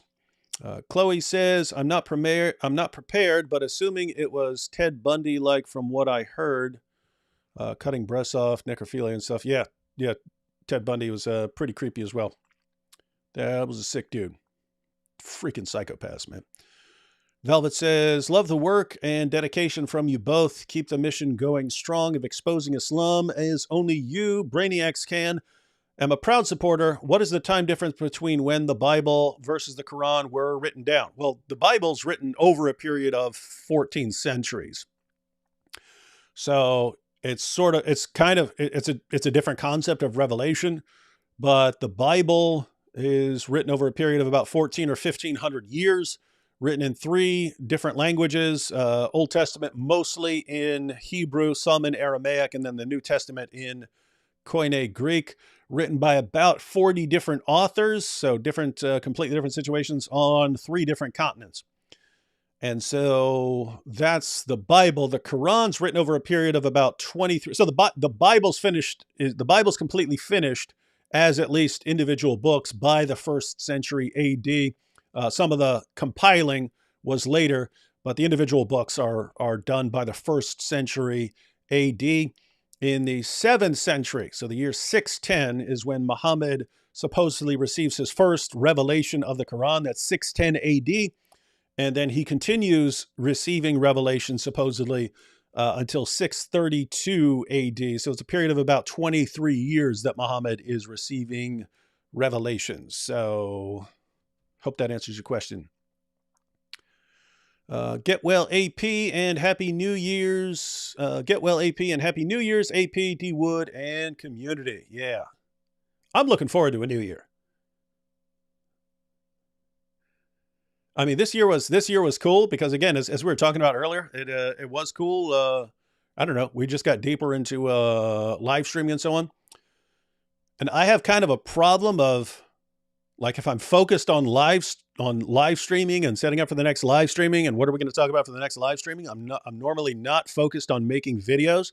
And if I focus on making videos, that usually consumes all my time, and I'm not thinking about the live streaming. So it's like I kind of focus on one or the other. The same thing with channels. Like, I have multiple channels that post my stuff now, but it's weird because I can kind of only focus on like one at a time. So for 2024, that's really what I'm gonna focus on now, is trying to keep it kind of even, keep cranking out live streams, but also cranking out the normal content and posting on multiple channels. So working on that, and I've taken steps to.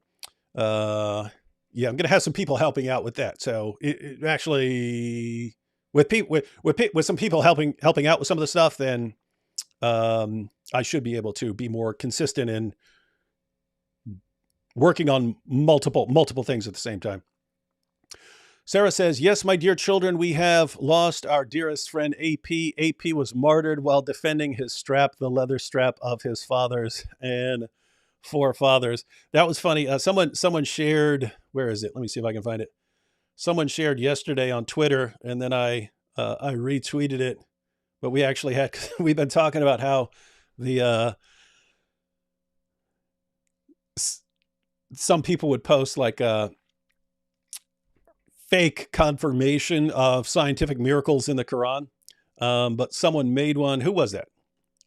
Oh, Bright Star on Twitter posted astronomy news. I should have pulled this. I should have pulled this up, but you can check it out on my Twitter page because I shared it there. But it's astronomy news. Planetary scientists discover eye of Uranus composed of leather straps. And then it actually has a scientific case that there's miraculous confirmation for Muhammad's claim that the eyes were the leather strap of Uranus, and using the planet Uranus. So yeah, it's good stuff. Blandina with super chat. Oh, no comment. Varun says, shouldn't you do something positive? This is feeling sick. Anyhow, happy 2024. D Wood. Yeah. Yeah, I was thinking that, but and that was the original plan. And then couldn't do a year in review or looking forward to 2024 without AP, and thought, what do we really need to sort of get out of the way so we don't have to bring it up in the new year, and maybe we can start the new year on a positive note. So I went with this just because you still got all the people denying that it happened, and then you've got the New York Times of all places actually doing the report on this. So yeah, not how I wanted to end, not how I wanted to do this last live stream of the year, but I don't know. Thought it needed to be done. Uzair says, you're correct about high priority for burial thing. Okay, so this is, I asked people earlier to share any info they might have on burying people quickly. The idea was to dignify the deceased, their memory, and respect the mourners. Yeah, they also don't do the like embalming and so on. So yeah, so it's in other words, it's not as easy to preserve a body. So you want to do that quickly. Chloe says, no pressure to play Farfour's song, hide like a rat, but it might cheer us up. Yeah, again, the way I have it set up now, I have to actually download it, then edit it turn it into a regular video, and then upload it here. So yeah, we'll have to do that. We'll have to do that a different time, but yeah, we'll be checking it out, and maybe that will be on a happier live stream. Input latency. I just get my news from memes, infinitely more reliable than the mainstream media. God bless nerds. Yeah, as far as the reliability, you've probably seen it if you've been on Twitter, but they've had over and over again the hashtag. And matter of fact, I had it in the thumbnail, the hashtag Me Too, and they've changed it to Me Too unless you're a Jew, because there are so many organizations that deal with violence against women and sexual violence against women that won't acknowledge or condemn what happened on October 7th. And so people have come up with the hashtag Me Too unless you're a Jew. So yep, it's Me Too. We've all been, unless you're a Jew, then you're kind of out of it. If only the people listened and got a pen pal. I hope JP understands better now. Yeah.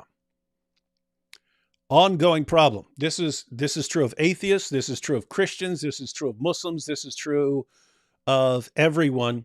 We have the group that we're a part of and the people around us, and it keeps us from realizing what certain other people are actually like. And so what I mean here is, if you're a Christian and you go to school and you have some Muslim friends at your school, you think, hey, I get along with these Muslim friends. Hey, these are fine. And so you don't really understand the mentality of someone like Hamas. And you tend to think, they're just a little angry, a little ticked off. They got some disagreements with Israel and so on, not realizing how radically different they are from anything you were thinking. Similar with atheists. One of the big problems with the new atheism is you got, Sam Harris and Richard Dawkins and Christopher Hitchens. And these guys are sitting around smoking cigars, sipping on champagne, and they're like, hey man, we're atheists and we're fine. We don't need any of this God stuff, and we're pretty good. We're pretty good here. Why don't we if we just got religion, everyone would be like us? And I don't realize, no, everyone would not be like you. Everyone would not be like you. It doesn't work like that. Get it, or get your minds around the issue that not everyone is like the people you're familiar with. There's some very, very different people in the world. And yeah, and so here with JP, it's a reference to JP's famous message to Muslim videos, where he was telling, he was thinking that he could really solve the problems and bring about world peace if Muslims would get a pen pal. If Sunnis would get a Shia pen pal, and then get a Christian pen pal, and then get a Jewish pen pal, and then everyone's hearts are going to melt and there will be world peace. Keep in mind, I'm not opposing the idea of trying to listen to other people or trying to correspond with other people. It's just when you realize what you're actually dealing with out there, you start to think maybe pen pal isn't the solution that you think it is, JP. Super sticker Xia character handing over a cup of coffee, saying for you. Well, thank you. I do like some coffee. This is high octane coffee. I make iced coffee, then I put a bunch of extra espresso shots in there. Jesus, be on the watch for false prophets who come to you in sheep's clothing, but inside are ravenous wolves. By their fruits you will recognize them. Every rotten tree produces worthless fruit. And think about this, because Jesus just says this sort of generally about false prophets. They come to you in sheep's clothing, but inwardly they are ravenous wolves. And you'll know them by their fruits. You'll know them by what they actually produce. And just think about how perfect a description that is of Muhammad, who wasn't born for several centuries after this. But Muhammad comes along, hey, Christians, Jews, I'm on your side. I agree with you. We all have the same God. Hey, I believe in Jesus too. I'm a prophet. I'm getting revelations. And how does that end? How does that all end? What fruit has Muhammad produced for the world? Perfect description of Muhammad. And now they're the victims. Sorry, Israeli people. Yep. So now Hamas are the victims. Poor Hamas guys, torturing and mutilating and raping these girls. Now Israel keeps hunting them and bombing them. Irrelevant, but a Muslim I spoke to used Matthew 7:21, where Christ says, not everyone who says, Lord, Lord, and said, you see, he says, don't call him Lord. That is, yeah, Sandman, that's a problem. I almost want to make an entire video out of that because I've had that happen probably hundreds of times, where a Muslim will read that passage where Jesus says, not everyone who says to me, Lord, Lord, will enter the kingdom of heaven, but only he who does the will of my Father who is in heaven, right? So what's he saying there? He's saying simply saying the words are not enough. You have to actually obey God. Simply saying Jesus is Lord. Notice you could be the worst person in the world and just utter the words, just utter some words and say, hey, oh yeah, I believe in Jesus. You could be the worst person in the world. But Muslims will read that. So what does Jesus say? Not everyone who says to me, Lord, Lord, will enter the kingdom of heaven. And they'll say, see, Jesus is saying, don't call him Lord. Really? This the same Jesus who repeatedly calls himself Lord. So, but notice he doesn't say, don't call me Lord. He says, not everyone who says to me, Lord, Lord, will enter the kingdom of heaven. In other words, just saying, oh yeah, Jesus is Lord, and not really believing anything and being a total scumbag, not enough. What do they do? And so that's an ongoing problem with the Dawa fans, is that they lack basic comprehension skills. Like they don't understand simple passages. And by the way, I've seen Dawa guys use that for exactly that same purpose. So that's where their fans get it from. And it's like they can't even understand words off a page. Like, and to me, that's like, what do you do at that point? If I say, look at what the verse is actually saying and let's understand what it's actually saying, and you actually are incapable of understanding what words mean, what sentences mean, it's pretty rough to even have a conversation at that point. So all you can say at that point is, look, dude, go back to kindergarten, start over because the education system has failed you. Start over and get some basic reading comprehension skills. What is this? Where can I get a copy of this? Is it publicly available? What do you mean? The article we're reading? Is that what Sandy's looking for? I will give the title of the article. Yeah, this is the New York Times. You should, if you haven't used it, New York Times will give you a certain number of articles for free. I have a subscription, but the article, you can just search for it. You can look up New York Times, Screams Without Words, How Hamas Weaponized Sexual Violence on October 7th. So if you actually want to read this article to share it I should, matter of fact, I'll put a link to it in the description after we're done. But the article is titled Screams Without Words. Screams Without Words. How Hamas Weaponized Sexual Violence on October 7th. New York Times. By Jeffrey Gettleman. And a couple others. All right. So yeah, you can check that out. And good article to share. Dre says, God bless, bro, with the super chat. Thank you, Dre. Sarah says, I know Mo allows raping slaves taken as war booty, but is there a passage where he allows it before they're enslaved? Muslims should at least oppose that. Yeah, to be fair, I think you can make a case that Hamas is doing things they're not supposed to. You can make a claim that ISIS shouldn't have been dealing with their sex captives in the way they were. I mean, it's messed up. It's messed up what you're actually allowed to do from an Islamic perspective. But, and I mean, you can find passages in the Muslim sources about mutilating people and torturing and so on. But to tie it all together in that way, to where you're, gang raping a woman or a girl and hammering nail, it seems like you could actually, as a Muslim, even as a radical Muslim, I don't mean like people who don't even believe in some of these sources. I mean, you could be a diehard jihadi and still think, no, we're not supposed to be doing this. We're just not supposed to be doing some of this stuff here. But the real reason this response doesn't work very well is that at the end of the day, it's the same with the Dawa guys. Notice, if you're a Dawa guy and you're actually crushing it, you're going out there, you're crushing it, you're crushing the kuffar and so on, you can get away with pretty much anything. I mean, look at Sheikh Uthman. I mean, he indisputably faked a hate crime against himself. Should have been completely the humiliation of the entire ummah. They didn't care a bit. They didn't care even slightly. He's still their hero.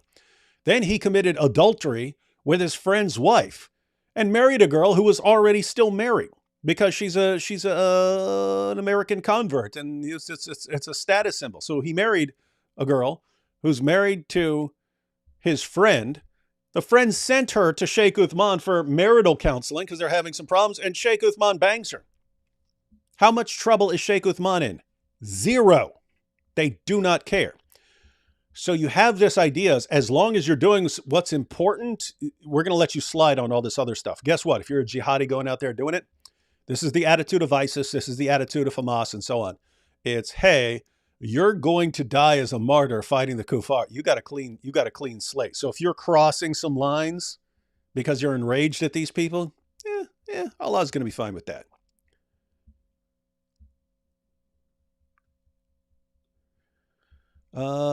Dutch Christian here says, may the Lord Jesus Christ bless you and your family, David. Thank you. Without lies, Islam dies. Indeed. Do y'all have P.O. boxes? How do your fans send you guys gifts? Love you guys. Hope AP feels better. You just sent a gift, Adeline. You just sent it right here with the super chat. But yes, I do have a P.O. box. At least I think I did. I haven't checked it in a while. Unicorn says, thank you for this, D Wood, as hard as it is to hear. Yeah, that's what sucks. Everyone has to hear really messed up. Doesn't that suck that that's the world we live in? That you've got guys who hammer nails into a woman as they're raping her. Guys who will cut off a woman's breast as they're raping her. Most people don't want to talk about this stuff or think about it. And yet the Dawa guys make you, because after the jihadis do it, then the Dawa guys say it never happened. And now you have to actually be saying, okay, let's talk about this. When you don't want to talk about it. You don't want to talk about this stuff. Aren't there like pretty much anything in the universe that would be better to be talking about? And yet, welcome to what Islam does to us. 200 Christians in Nigeria murdered celebrating Christmas. Who knows and who cares? Yeah, and that's part of, I just posted that on Twitter as well. I pointed out. So in the past 20 years, around 50,000 is the conservative estimate of Christians in the middle belt area of Nigeria who have been killed in the name of Allah over the past 2 decades. So 50,000. Millions have been displaced. So jihadis are in the north. You got Christians mainly in the south. And the jihadis are pushing further and further south. So it is they're ethnically cleansing the area. When do you hear a peep about this? Talking 50,000. 50,000. You don't hear a peep. There's 200 were slaughtered in this Christmas Eve massacre. Where do you hear about that? No one cares. If it doesn't involve Jews, no one cares. What's that saying? If it's not the Jews, it ain't news. Some people are saying that to sort of mock the situation where, yeah, if it's Muslims doing it, especially if it's Muslims doing it to African Christians, no one cares. If they killed 200 people in a Christian massacre in the UK, yeah, we'd hear about that. If it's in Nigeria, nope, not a problem for the media.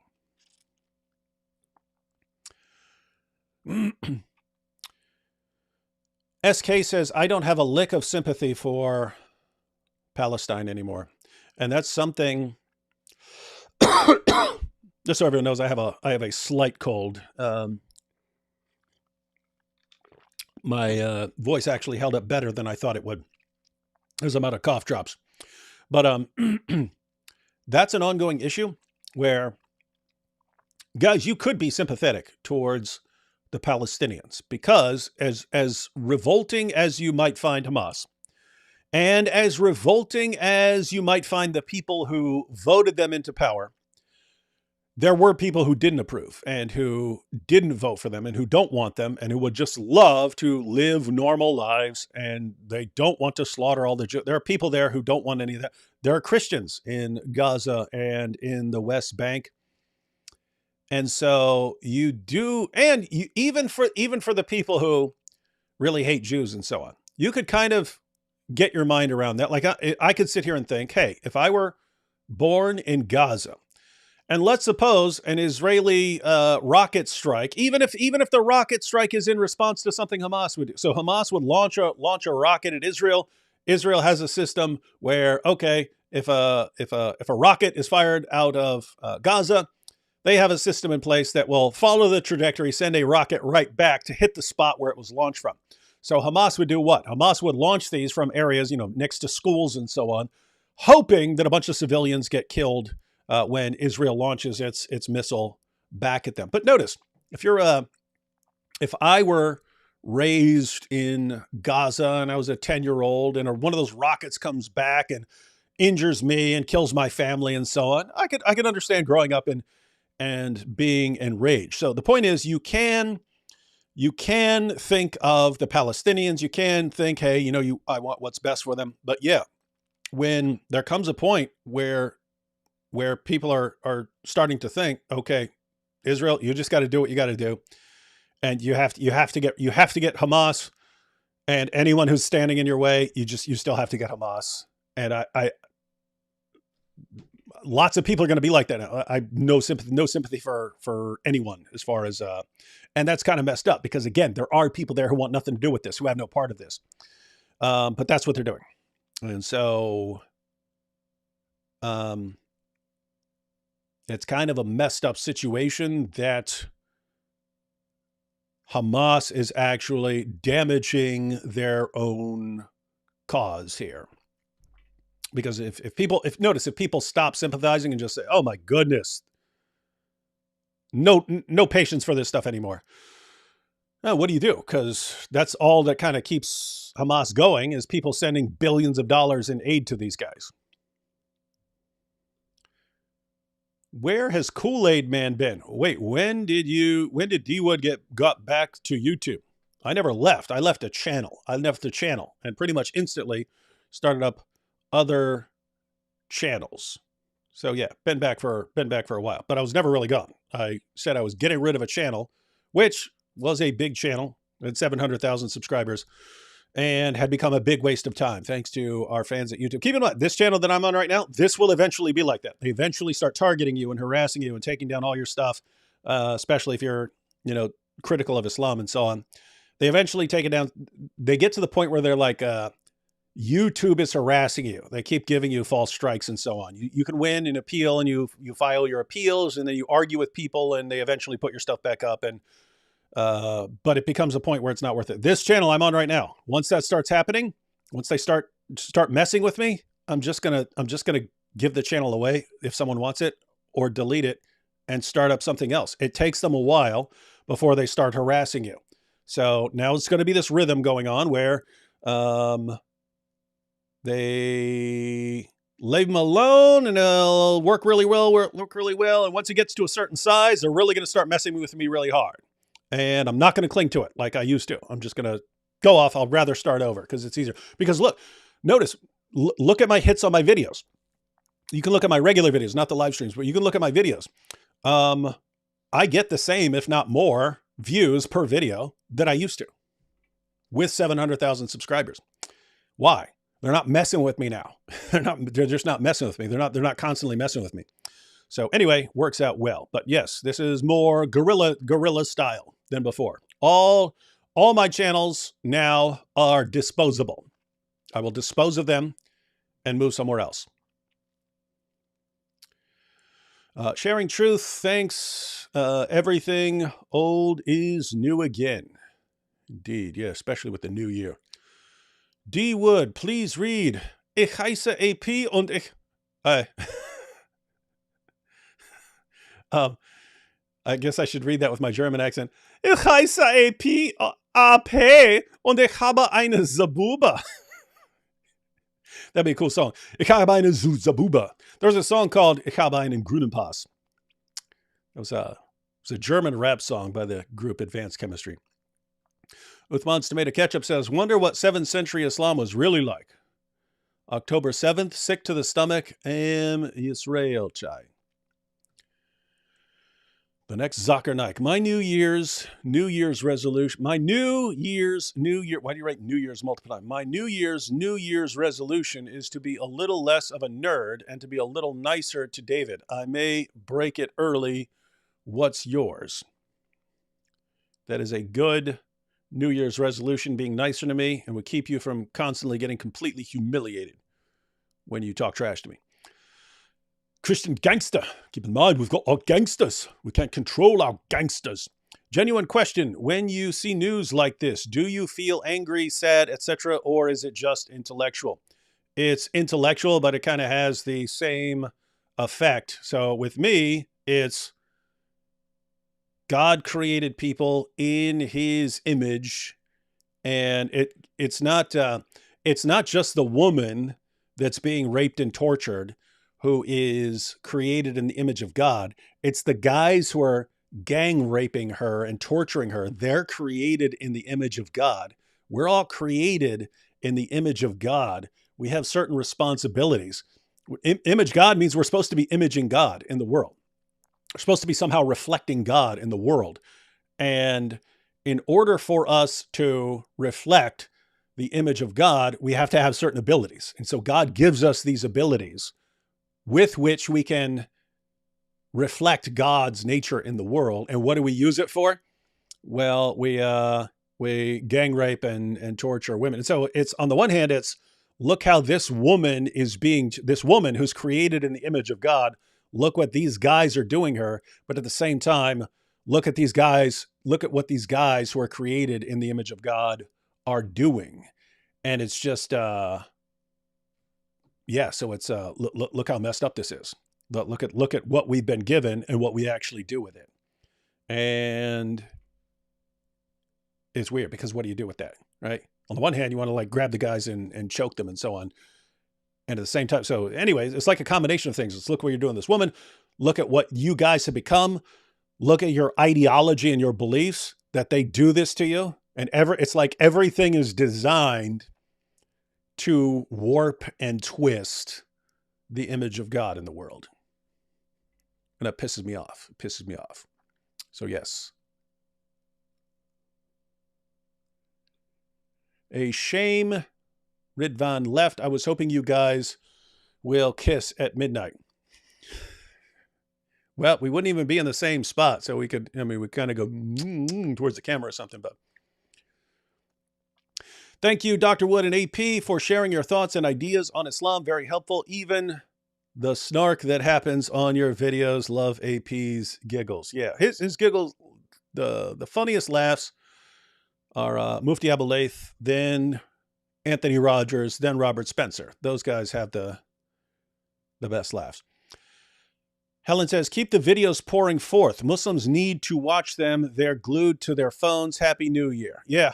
And so that is one of the things I'm focusing on. I mentioned it earlier that I was trying to be more consistent as far as doing multiple things instead of focusing on one. But yes, look forward to a more steady supply of videos in the New Year's. 5 pillars, 5 silver. For some reason, I thought, because I was just talking about 5 pillars, and when I saw 5 silver pesos, I saw 5 pillars for a second. Fun fact, Protestants, the authorized 1611 King James Bible had the deuterocanonical books. They were later removed in the late 1880s by Bible societies in England to reduce costs. Interesting. We should do a live stream and get a couple people here on the canon to crush what you just said. Big Rig says, Allah only made it... This would be the response, right? You wonder when the Dawa guys are going to come up with this. Allah only made it seem like Hamas did it in order to get Jews to attack, and Hamas can destroy them and bring the caliphate, you see. So this is a mockery of the way most Muslims read the Quran when we say that Jesus died, and the response is, no, Allah made it seem like Jesus died. He tricked everyone into believing it. And one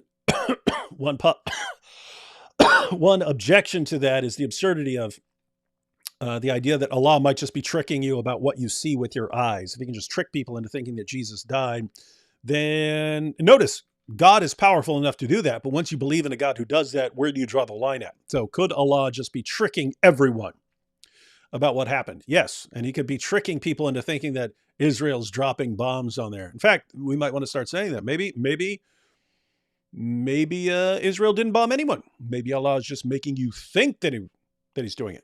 That Israel's doing that, right? That would explain things, right? That would. Free Palestinians from Israel, Islam, and Hamas. Yeah, I would agree. You got to, but there is not much of a way forward when you have guys who are doing the stuff we just read about in charge of Gaza. Exactly midnight here. Fireworks. How much time do I got where I am? Up. Hour and 44 minutes. Exactly midnight here. Fireworks in the sky and D Wood discussing. Wait, where? What time zone? What time zone is that? It's not UK. This has got to be over here. Where? Well, let me see. Let me know. Exactly midnight here. Fireworks in the sky. And D Wood discussing when rape becomes halal in my earbuds. Weirdest New Year's ever. Anyway, Happy New Year. This is a different kind of New Year's. Jeremy says, may Yeshua bless you and AP both. Yeah, this would be cool if this year became the year AP quit being so stubbornly rebellious against the Almighty, wouldn't it? Lars says, D Wood, Christian, AP, atheist. I draw my conclusion. I choose the cow. Holy cow. Always choose the cow, ladies and gentlemen.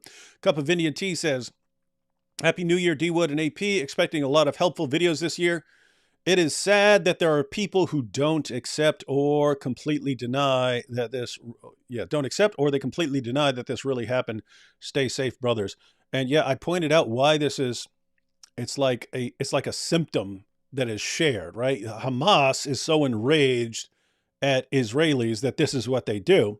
You've got the rest of the world, they're not doing that stuff, but they're so enraged at the Israelis, they won't believe anything that Israelis say. So they won't even believe them. You can say, hey, this is what I saw with my own eyes. Here's video footage of, no, well, it never happened. You see, the curse of Allah is upon David as well. I think that's a reference to my cold, yeah. only, yeah, I haven't had any symptoms except for just kind of a little cough. So weakest cold ever. Happy New Year. Not quite New Year's here, but if you're in a place where it's Happy New Year, Happy New Year.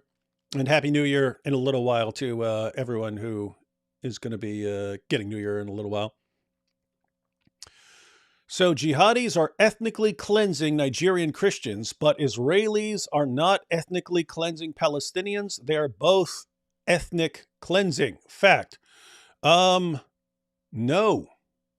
If you look at how many times have we been through this?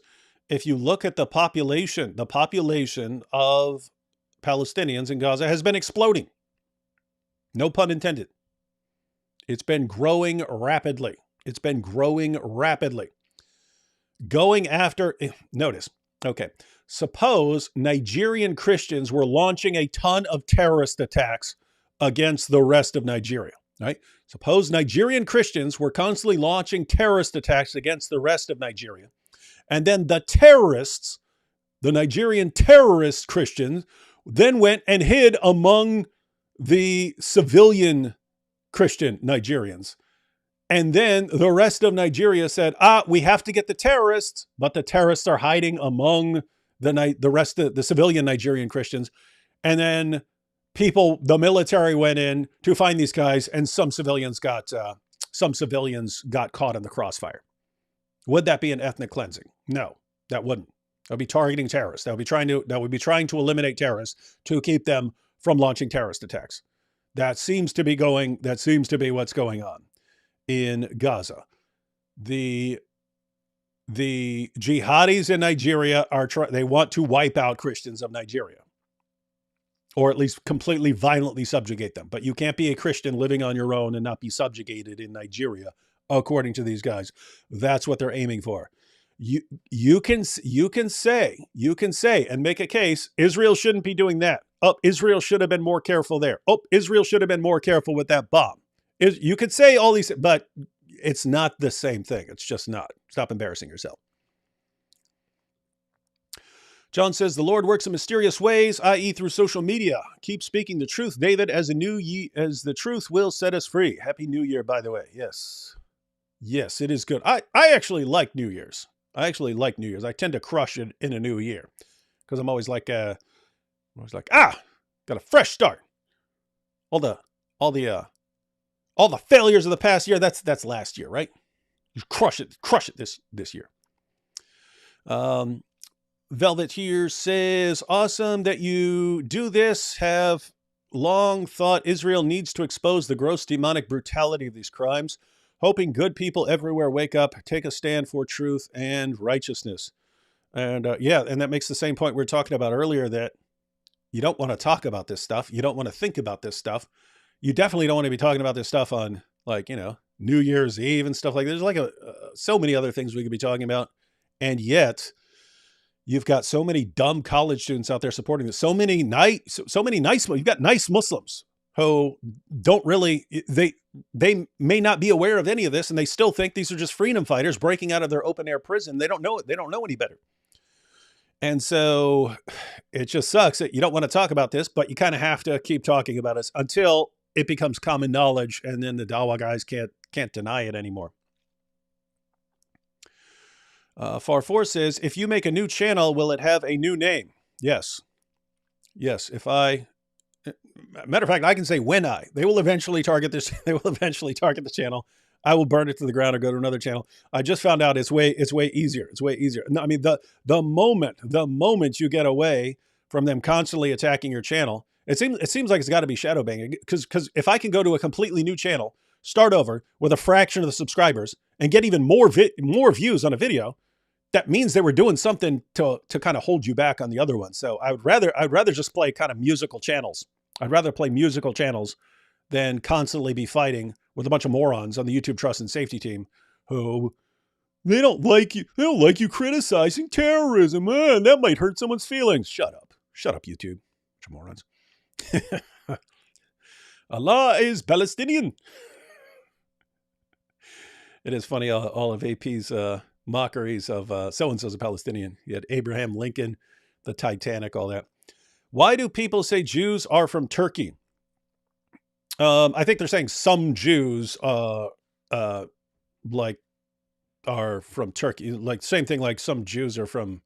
Jews were all over the place. And some of the bloodlines did mingle with others. So you had Jews in Iran, you had Jews, lots of Jews in Egypt, and so on. You had Jews from all over the world, and some of them, a portion, went to Israel. Especially if the things got rough in some of the other countries, then they would then move to Israel. So yeah, you will have a lot of different groups represented there. In other words, you have Jews from a lot of different areas of the world. D. Wood, secret atheist. D. Wood, secret atheist, Christian. AP, secret Christian, atheist. Draw your own conclusions.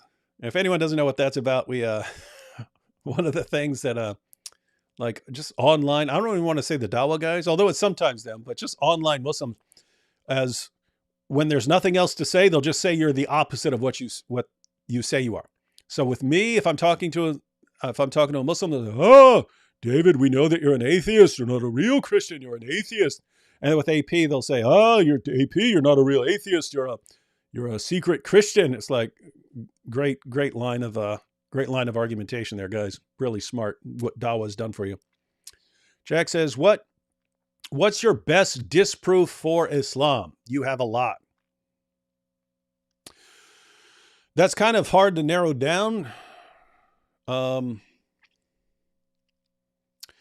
there's the question of like what is the best, and that's kind of that'll kind of depend on the person, right? Some things stand out to other people. Like there are some people who would think that like the moral problems with Muhammad are the strongest evidence against Muhammad, and there are other people who would. I mean, it's weird because like I wouldn't think that um, that textual variance in the Quran manuscripts is really a problem. I don't even understand why that would be a problem. Of course, if you have human beings copying a book, you're going to end up with textual variance. But for Muslims who absorbed the idea that if Allah inspires something, it's going to be perfectly miraculously preserved forever, that suddenly becomes a problem. So different things can be different problems for different people. I can just say what's my favorite. I'd have to think for a while what I think is best, like all around. My favorite is the Islamic dilemma. So in other words, the Quran affirms the inspiration, preservation, and authority of the Jewish and Christian scriptures, and yet the Quran contradicts those sources on fundamental doctrines. I like combining that with some of the material in a recent video, Why Allah Revealed the Quran in Arabic. Check that out. That's got some of my favorite stuff in there too. But notice, for lots of people, that wouldn't be the strongest stuff to them. They would be focused on, like stupid things that Muhammad said or other things. So, yeah, I don't know exactly what's best all around. The Islamic dilemma stuff is probably my favorite stuff and most useful in various situations. Linda says, thanks so much for D-Wood and AP. I found AP about 6 years ago while researching Islam. I think that's when he started. You're talking 6 years ago. That's like when he was getting started, I think. While researching Islam and jinn for a fiction novel, down the rabbit hole, I found Mr. Wood and Christian Prince. I'm truly glad for you all, and God bless. That's funny. That's funny finding AP, because I was doing it first, and Christian Prince was doing it before AP. It's kind of cool that like people go to AP and then find some of the rest of us. I'm talking historically, not just recent stuff as Hamas. It is a historical ethnic Dude, this is completely idiotic. No, it isn't. Go back and watch some of the live streams where we went through this stuff. Yes, if you listen to what a bunch of morons say, if you listen to what a bunch of morons tell you about what happened with Israel and Palestine, yeah, you could call that an ethnic cleansing. If you look at what actually happened, I have no clue how you could describe that as an ethnic cleansing. And if you did want to call it an ethnic cleansing, every battle over anything would pretty much be ethnic cleansing. So, D Wood, how did you spend New Year's Eve in prison? You would have people watching the ball drop. So people have little TVs and so on like there, and then in like your day room you have a big TV. Normally those would be off, by midnight. But you could occasionally. I'm trying to think of when this was. It was something interesting when I was in prison. You would get glimpses that even though these guys are like hardcore, hardened criminals and so on, you would get glimpses of people's humanity. And I mean, even among like rough guys. And one of the things that I noticed early on. So this was shortly after I went to prison. It was there was the Dream Team playing. So when would this have been? This was the Dream Team playing at the Olympics. So when was this? Like 1996?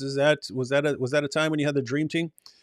And you just had this whole prison cheering like crazy for the Dream Team. And it's like, these guys are usually, a lot of these guys are pretty anti-America because the government locked us all up and so on. But they're cheering like crazy for the Dream Team and rooting for America. And it's like, maybe they can not hate the country they live in a little bit. But another thing that happened was, again, I don't remember if it was New Year's or 4th of July, but I remember being on the porch,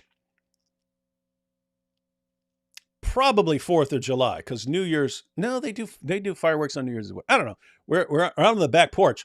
I was watching all these hardened criminals look at fireworks in the distance. But they look like little kids, they're all sitting there out there on the porch watching fireworks. And they're all just staring there at the fireworks, staring there at the fireworks, staring there. And I'm looking at that. I don't care about the fireworks. I'm sitting there looking at these guys and thinking, hey, these guys like become childlike or something like that when they're watching fireworks. But yeah, it's pretty similar to now. Pretty similar to now, but with less access to actually going somewhere you want to be. You're away from your family, and if you're watching the ball drop, you're watching it on someone's little tiny TV screen. This New Year's has been lame. Dr. T, bring back the old days with vocab smashing glass everywhere, then drinking and eating it live. That's how you bring rock and roll into the new year. What an animal. I actually thought about that. I was thinking about getting that together because that's how we did it before. But yeah, this most of you probably were not familiar with this, but I was rocking in the New Year vocab a couple years ago, and he was trying to make some drink, and he had this ball of ice that he was trying to stuff into this jar he was drinking out of, and he tried to push it in, and it like shattered all over the place, and then he was trying to drink it, but there was glass everywhere. Anyway. Yep. Vocab is a beast. Edison says, how would you initially respond to a very left-leaning Palestine supporter?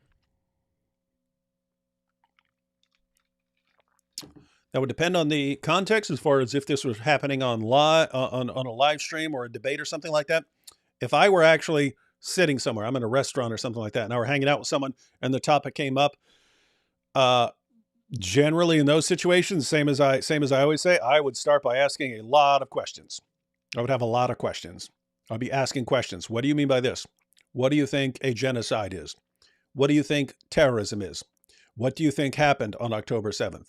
What do you think happened with Israel and Palestine? Tell me what you know. What do you think happened in the 40s? What do you think happened before that? What do you think happened after that? And then, so I would be asking questions about that, what this person believes, and I would not be offering a word of criticism. I would be figuring out what this person believes. Because notice, once you start disagreeing and challenging, then it enters a different phase, and you might not ever get back to that stage of clarifying what the other person thinks or what that person believes. For me, that's very, very important. Find out what this person thinks about all this stuff before challenging some things. So I'll be asking these kinds of questions. What do you believe about this? What do you think about this? What do you think about that? And then I would transition into some, where did you come to that? Where did you get that idea? So where did you get the idea that that's happening? Because what you find out is people have never done one bit of research on any of this. They just heard it. They saw a tweet or something like that. They saw a meme and developed their belief about something that happened decades ago based on a meme they saw on Twitter. And so it's important to say, hey, where did you get that idea? How did you come to that conclusion? And then you find out where this person's getting information from. And then at some point I would probably say, okay, if you're wrong about some of this, would you want to know it? Or would you want to know if you're wrong about some of this stuff? Or would you rather continue? If you were wrong, not even saying you're wrong at this point.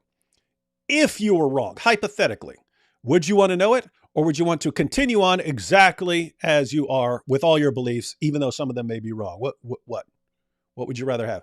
And if the person says, no, I wouldn't want to know if I was wrong. Okay, end of discussion. Not interested in talking about this anymore. Let's talk about something else. Because you just said you don't even want to know. You are not concerned about truth.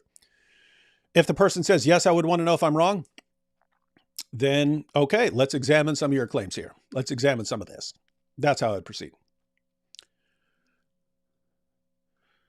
Allah prays for Muhammad, not to Muhammad. You see? Yes, thank you for that awesome refutation. Everyone, be aware, according to the Quran, Allah prays for Muhammad, not to Muhammad. David Wood is 2.7% Palestinian. Yes, indeed, I am. So I speak with authority on all these issues. My goodness, Egyptian prince still here. Debate a Mina Christian or on Palestinian ethnic cleansing. I know and have studied the history well. No, you haven't. You sound like a dope. What has happened to Palestinians is 100 times worse than what Nigerian Christians have gone through. Stop, dude, stop. Just stop embarrassing yourself. Again, if Israel is ethnically cleansing or genociding or whatever you want to say, the Palestinians, they are the worst in history at it because the population has been exploding for decades. You have to say they're the complete, utter, total worst at it. With that said, I completely understand people not liking what Israel's doing. I completely understand because I know it seems to be more common for Palestinian Christians to not like Israel than to like them. I've met people on both sides. I've met Palestinian Christians who side with Israel. I've met Palestinian Christians who are against Israel. It seems more common for Palestinian Christians to be against Israel. And I can understand if I were part of a group and there's another group right beside me and they're massively more powerful. And anytime someone on my side does something, even if it's got nothing to do with me, these guys can start lobbing bombs over here. I understand being ticked off at them. So I understand that. Just it's the idea that, again, if once you say genocide or ethnic, it's like there need to be some standards for using terms like this, or it just becomes you can apply it to anyone. You can say, oh, we're ethnically cleansing the Germans when we bombed them. We're ethnically cleansing them. We're ethnically cleansing the Japanese during World War II. We're ethnically cleansing all of them.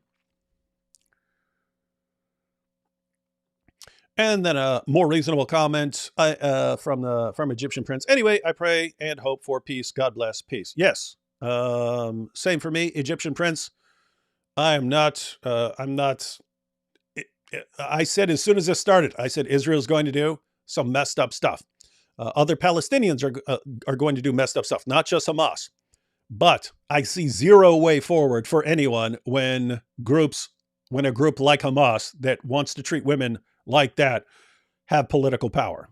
I don't see any way forward. So whatever else happens, if you ever want any sort of peace, you have to get rid of people like Hamas and make sure that they are not in charge. SK said, are your old videos still there? You had some really funny stuff like around 9 or 10 years ago, and do you plan to react to Arab ex-Muslims? Do I plan to react to Arab ex-Muslims? Is that a channel, or do you mean just in general Arab ex-Muslims? Well, I get along with Arab ex-Muslims pretty well, unless they go into like super new atheist mode and so on. But I think that movement is fading out a little bit. Yes, I did have all kinds of funny stuff, but I'd rather make funnier stuff. Some of my older stuff is still on. I left some of it up. I gave my channel to Hatun Tosh, and she's been posting stuff on there, but I left some of my popular videos up. There are archive sites that archived, in other words, that posted my old videos. So you can, any old video that you want, you can find somewhere on YouTube. You can just search for it. But with me, it was kind of, I had a bunch of videos that I think I can make better if it was worth it. In other words, if it's really a good video that I liked that I made 10 years ago, I always think I can make it better now. And so, yeah. So if there was an especially good video, let me know what you thought. And it might be one of the ones I remake. But yeah, you can find all my old videos somewhere on YouTube.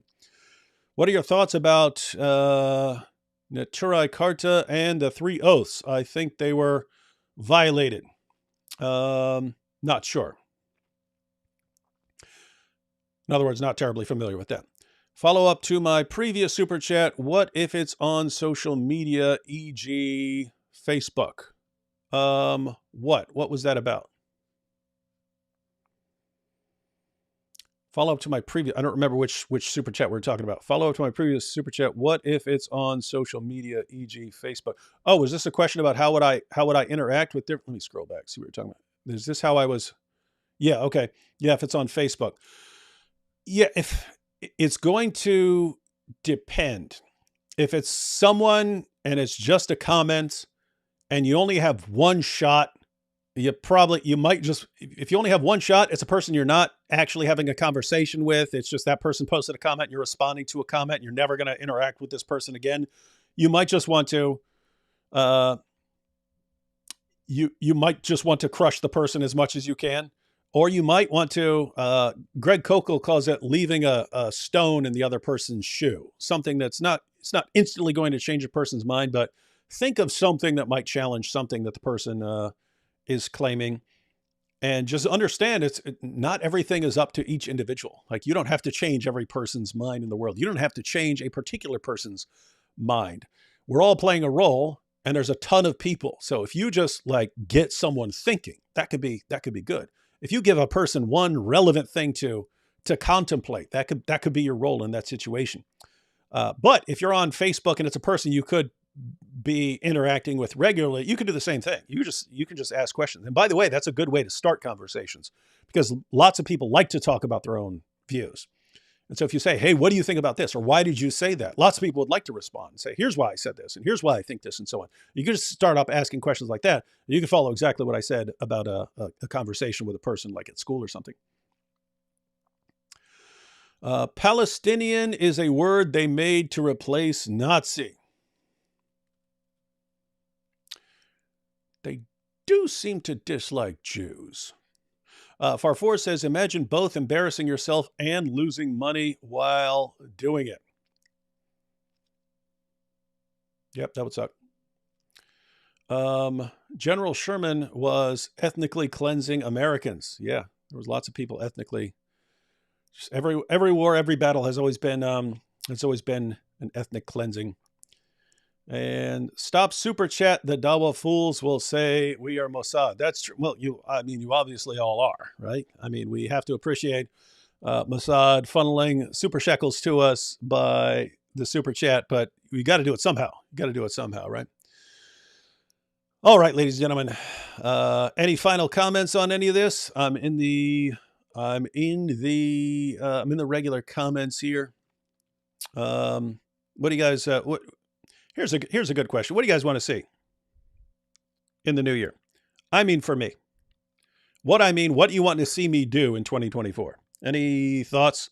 What do you like most? If you're here, you probably at least fairly regular in watching our live streams and so on. But what do you want to see before I close out here? Just for my own edification, what people are interested in. Also, feel free, if you think of something like 10 minutes from now, because we're going to close out. So,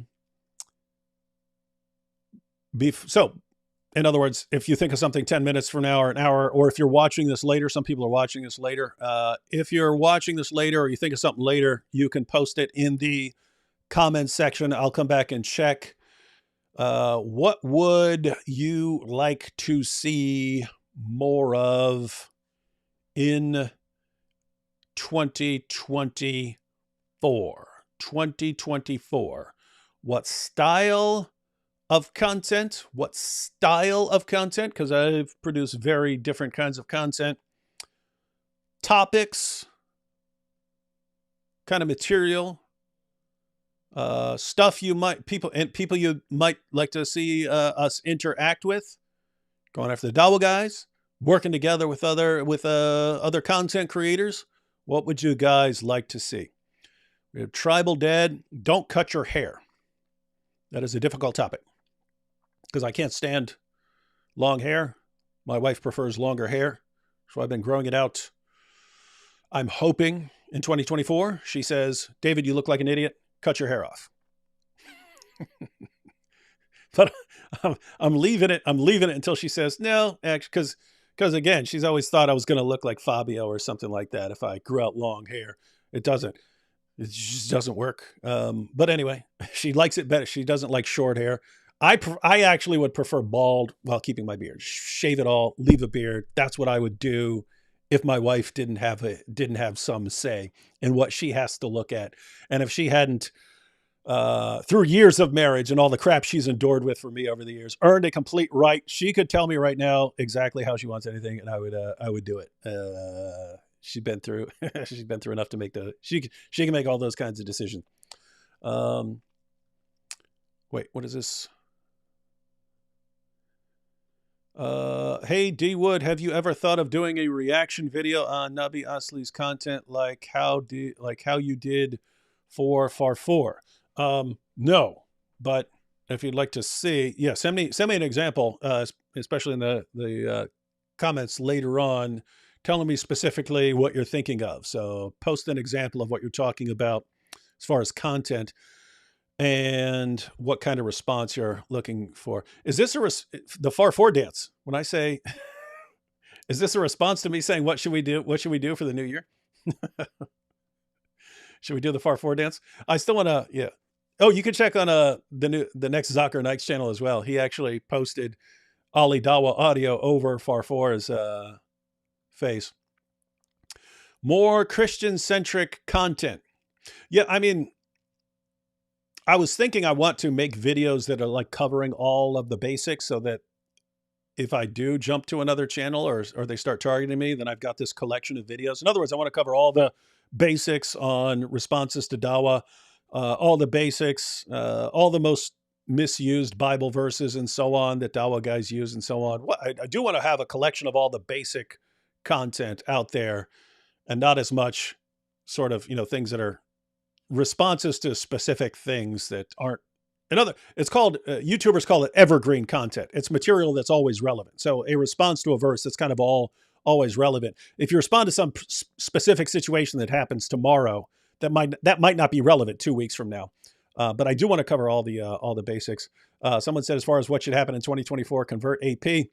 Well, if that were all on me, I'd be happy to, but that's not all on me. Skits. Yes. Good idea.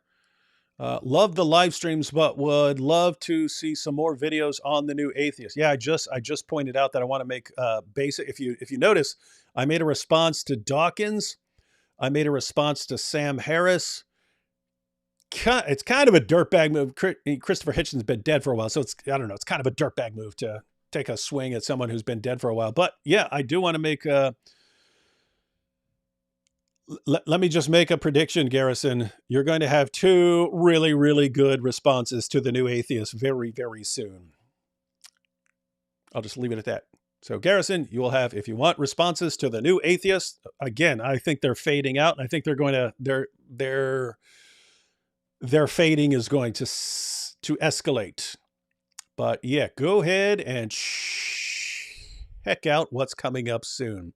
Nicodemus says, get the Green Prince interview by you, Apologetics Roadshow. Oh, we'd love to have him. But I'm sure that lots of people would love to have him on. I just like to get him and tell him his story and even ask him, hey, why you choose the cow, man? Why you choose the cow? Muhammad's Boom Boom Room. Yes, you will get more. You will get Muhammad's Boom Boom Room. Regular live streams. We do regular live streams. That is the one thing we've been doing steadily. Wear leather straps underwear. No, pretty creepy. Christian striptease show. Maybe just me. I do want to remake an old video where I dressed up in my wife's nightie, but the entire thing was making fun of Muhammad because he used to prance around in his child bride's nightie. But that's something I want to re-record because I think that's another video I think I could do way better now and be way more brutal than the past. Funny skits, more debate strategies. I'm getting sick of debates. I've been in like 100 now? I don't know. Striptease. But again, AP has a a debate coming up on Thursday if his COVID keeps letting up a little bit. Steve Christie would be a great guest for discussing the canon if you're looking to do that. Yeah. Definitely more general apologetics with philosophy. Yeah, I want to get into I want to get into some philosophy. I also want to make some more videos on manipulation tactics. Not like helping people manipulate others, but getting people to understand what the basic manipulation tactics are so that they'll notice it when they see it happening. And so the idea, people who psychologists who study manipulation in order to protect people from being manipulated. In other words, they say, "Hey, this is what this boyfriend of yours is actually doing to you and how he's controlling you."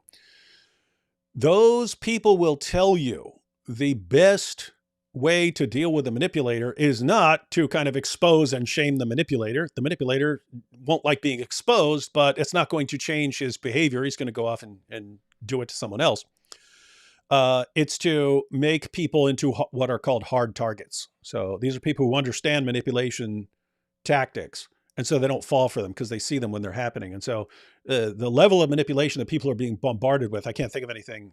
It's just, you could have a society, like you could have like a communist nation, decades ago that completely controls what people are able to hear and so on.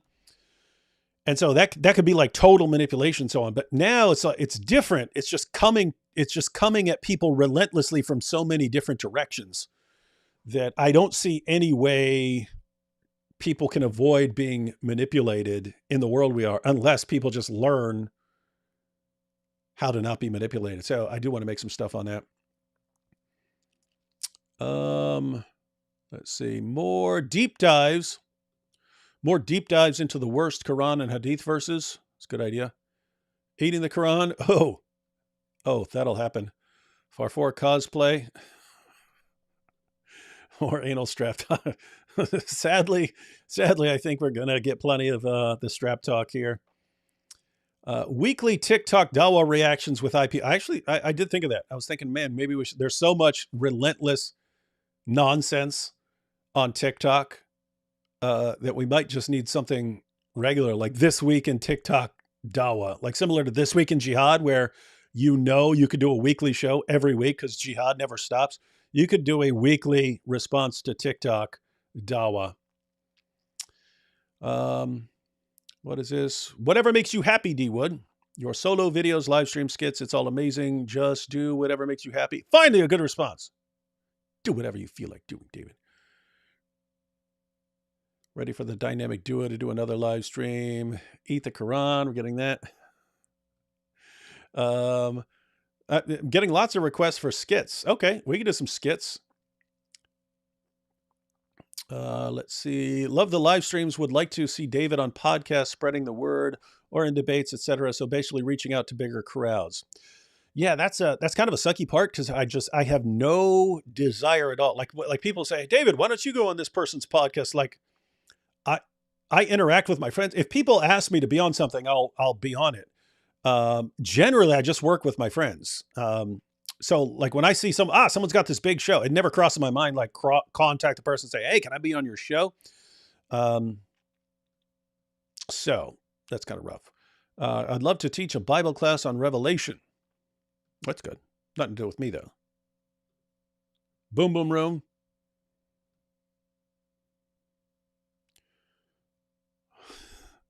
Just convince more people to choose the cow. That's what I think Hamas is teaching people, to choose the cow. Do it your way. It'll be fine. You do you. We want skits. That is very interesting. I did not know that there was so much interest in skits. All right. And someone mentioned, where did it go? Someone mentioned Muhammad's boom boom room. No, not that. Islamicize me. Someone mentioned Islamicize me, something like Islamicize me. We're actually planning to redo Islamicize me. It'll be a little different. We want to do it as like one 90-minute documentary, or 1 hour long, or one 90-minute documentary where it like all happens in one day, but similar idea. But that's another situation where, even though that was not too long ago, that was like what, 5 or 6 years ago or something like that. Yeah. So here it was, Islamicize me 2.0. That's something where vocab was fairly new. He'd been on YouTube, but he's done more now. And John McCrae was still brand new back then. So he's been doing a ton of stuff since then. We just know more people who can help now, as far as like being extras or who can help with filming and editing and stuff. It's just a situation where we think we can do it much better right now. And so, yeah, you're going to get that.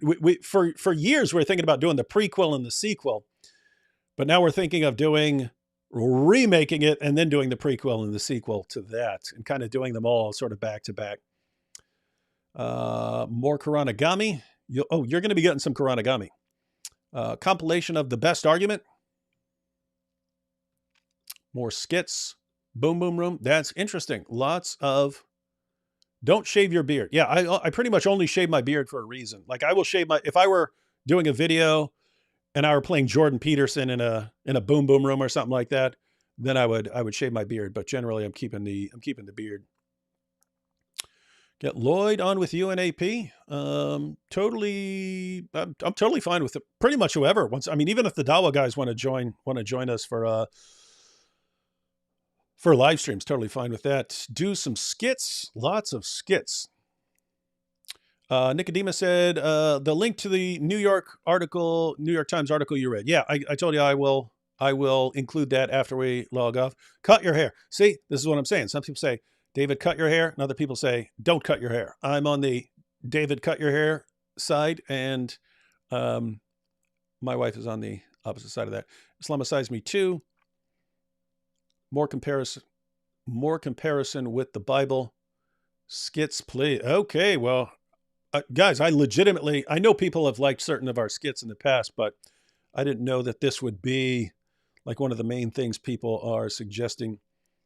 Apologetic styles videos using philosophical arguments against atheism and Islam. Yes, you will definitely be getting those. All right. Well, I do have to go downstairs now because we have no one to watch the kids. So my wife has to go to bed at this point. And actually 55 minutes ago. She normally goes to bed at 10. But yeah, we have no one to help out now. Oh, darn it. I didn't see the super chats. I didn't see some of these. Let's see. Oh, there were a bunch of super chats. We'll have to do these super quick because I have to go downstairs. I have kids to take care of. Wow, I didn't see most of these. Let's see. I got a lot of things from your talk. Great nuggets of wisdom. Yep, that's what I do. UNAP do call-ins with Muslims. Wouldn't mind that. It is a problem if you actually want to allow people on the screen. We've been seeing this on Thaddeus's channel. That's Reasoned Answers. You should be subscribed if you're not. But Thaddeus lets people just join live, and they have this problem where they jump in and start sharing like gay porn and stuff like that. So the goal is not to actually engage. It's to derail the discussion. So yeah, it sucks. More guests if it's more interactive like that. Yep, we can get some more people on here. You're a lip smacker. Yeah, that's true. Spit swapping, makeout match, D Wood versus Mojob. No thanks. Please bring back Boom Boom Room or similar for 24 and beyond. Happy New Year. Yes, you will get them. I already promised Jake, the Muslim metaphysician, that he was getting. I told him 1 or 2. He could decide. He didn't decide, and so I'm going with 2 episodes of Muhammad's Boom Boom Room and a Kuranagami tutorial. One thing I like to do is tell people what they're getting and then wait months, because then they'll think I'm not going to do it, and then I just come out with it out of nowhere. So that's what I did with the Kuranagami video, which that's on the Act 17 Polemics channel if you haven't seen it.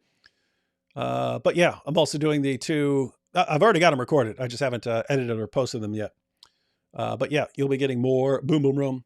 If he's willing, please interview one of mine. Yeah, I actually did that years ago before anyone knew about him. Farford dancer off. Or Farford dance off. Red Van finally finding she was 9-year-old guy. Yeah, that'd be good. We've had people tell us, like, give us the gist of where to find him, but we haven't actually like gotten like, okay, this is his email address. Can you cover Jewish objections to Christianity? Not really my thing. I mean, I would normally tell people to go to a channel that deals with that. And you have um, you have people who do that. So Michael Brown deals with that. There's a channel. I know two guys. Their channel is two Messianic Jews, and they have a channel that does that. So yeah, I just think it's. I think Messianic Jews will do a way better job than I ever will. The sequel to Islamicize Me. Yep, we mentioned that.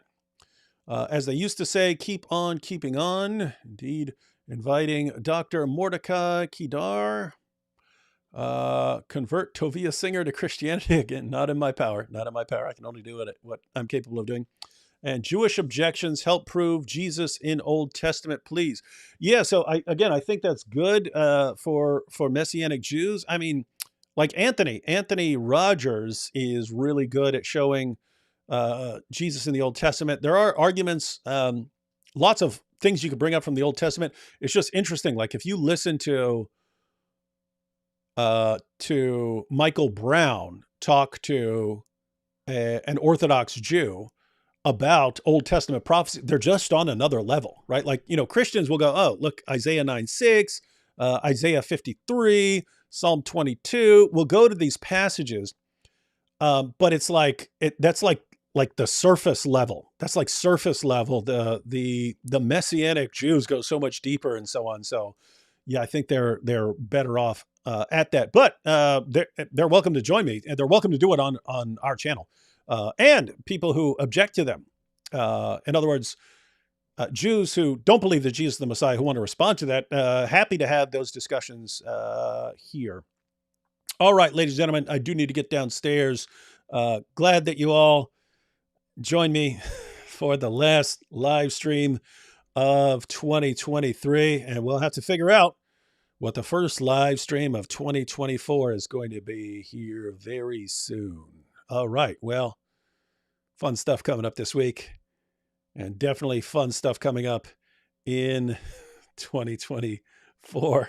And one thing that would be hilarious to see is from Farfarize me in 2024. We'll turn everyone into a homicidal dancing mouse who blames everything on Jews. That would be epic. All right, catch you all next time. God bless you all. 2024.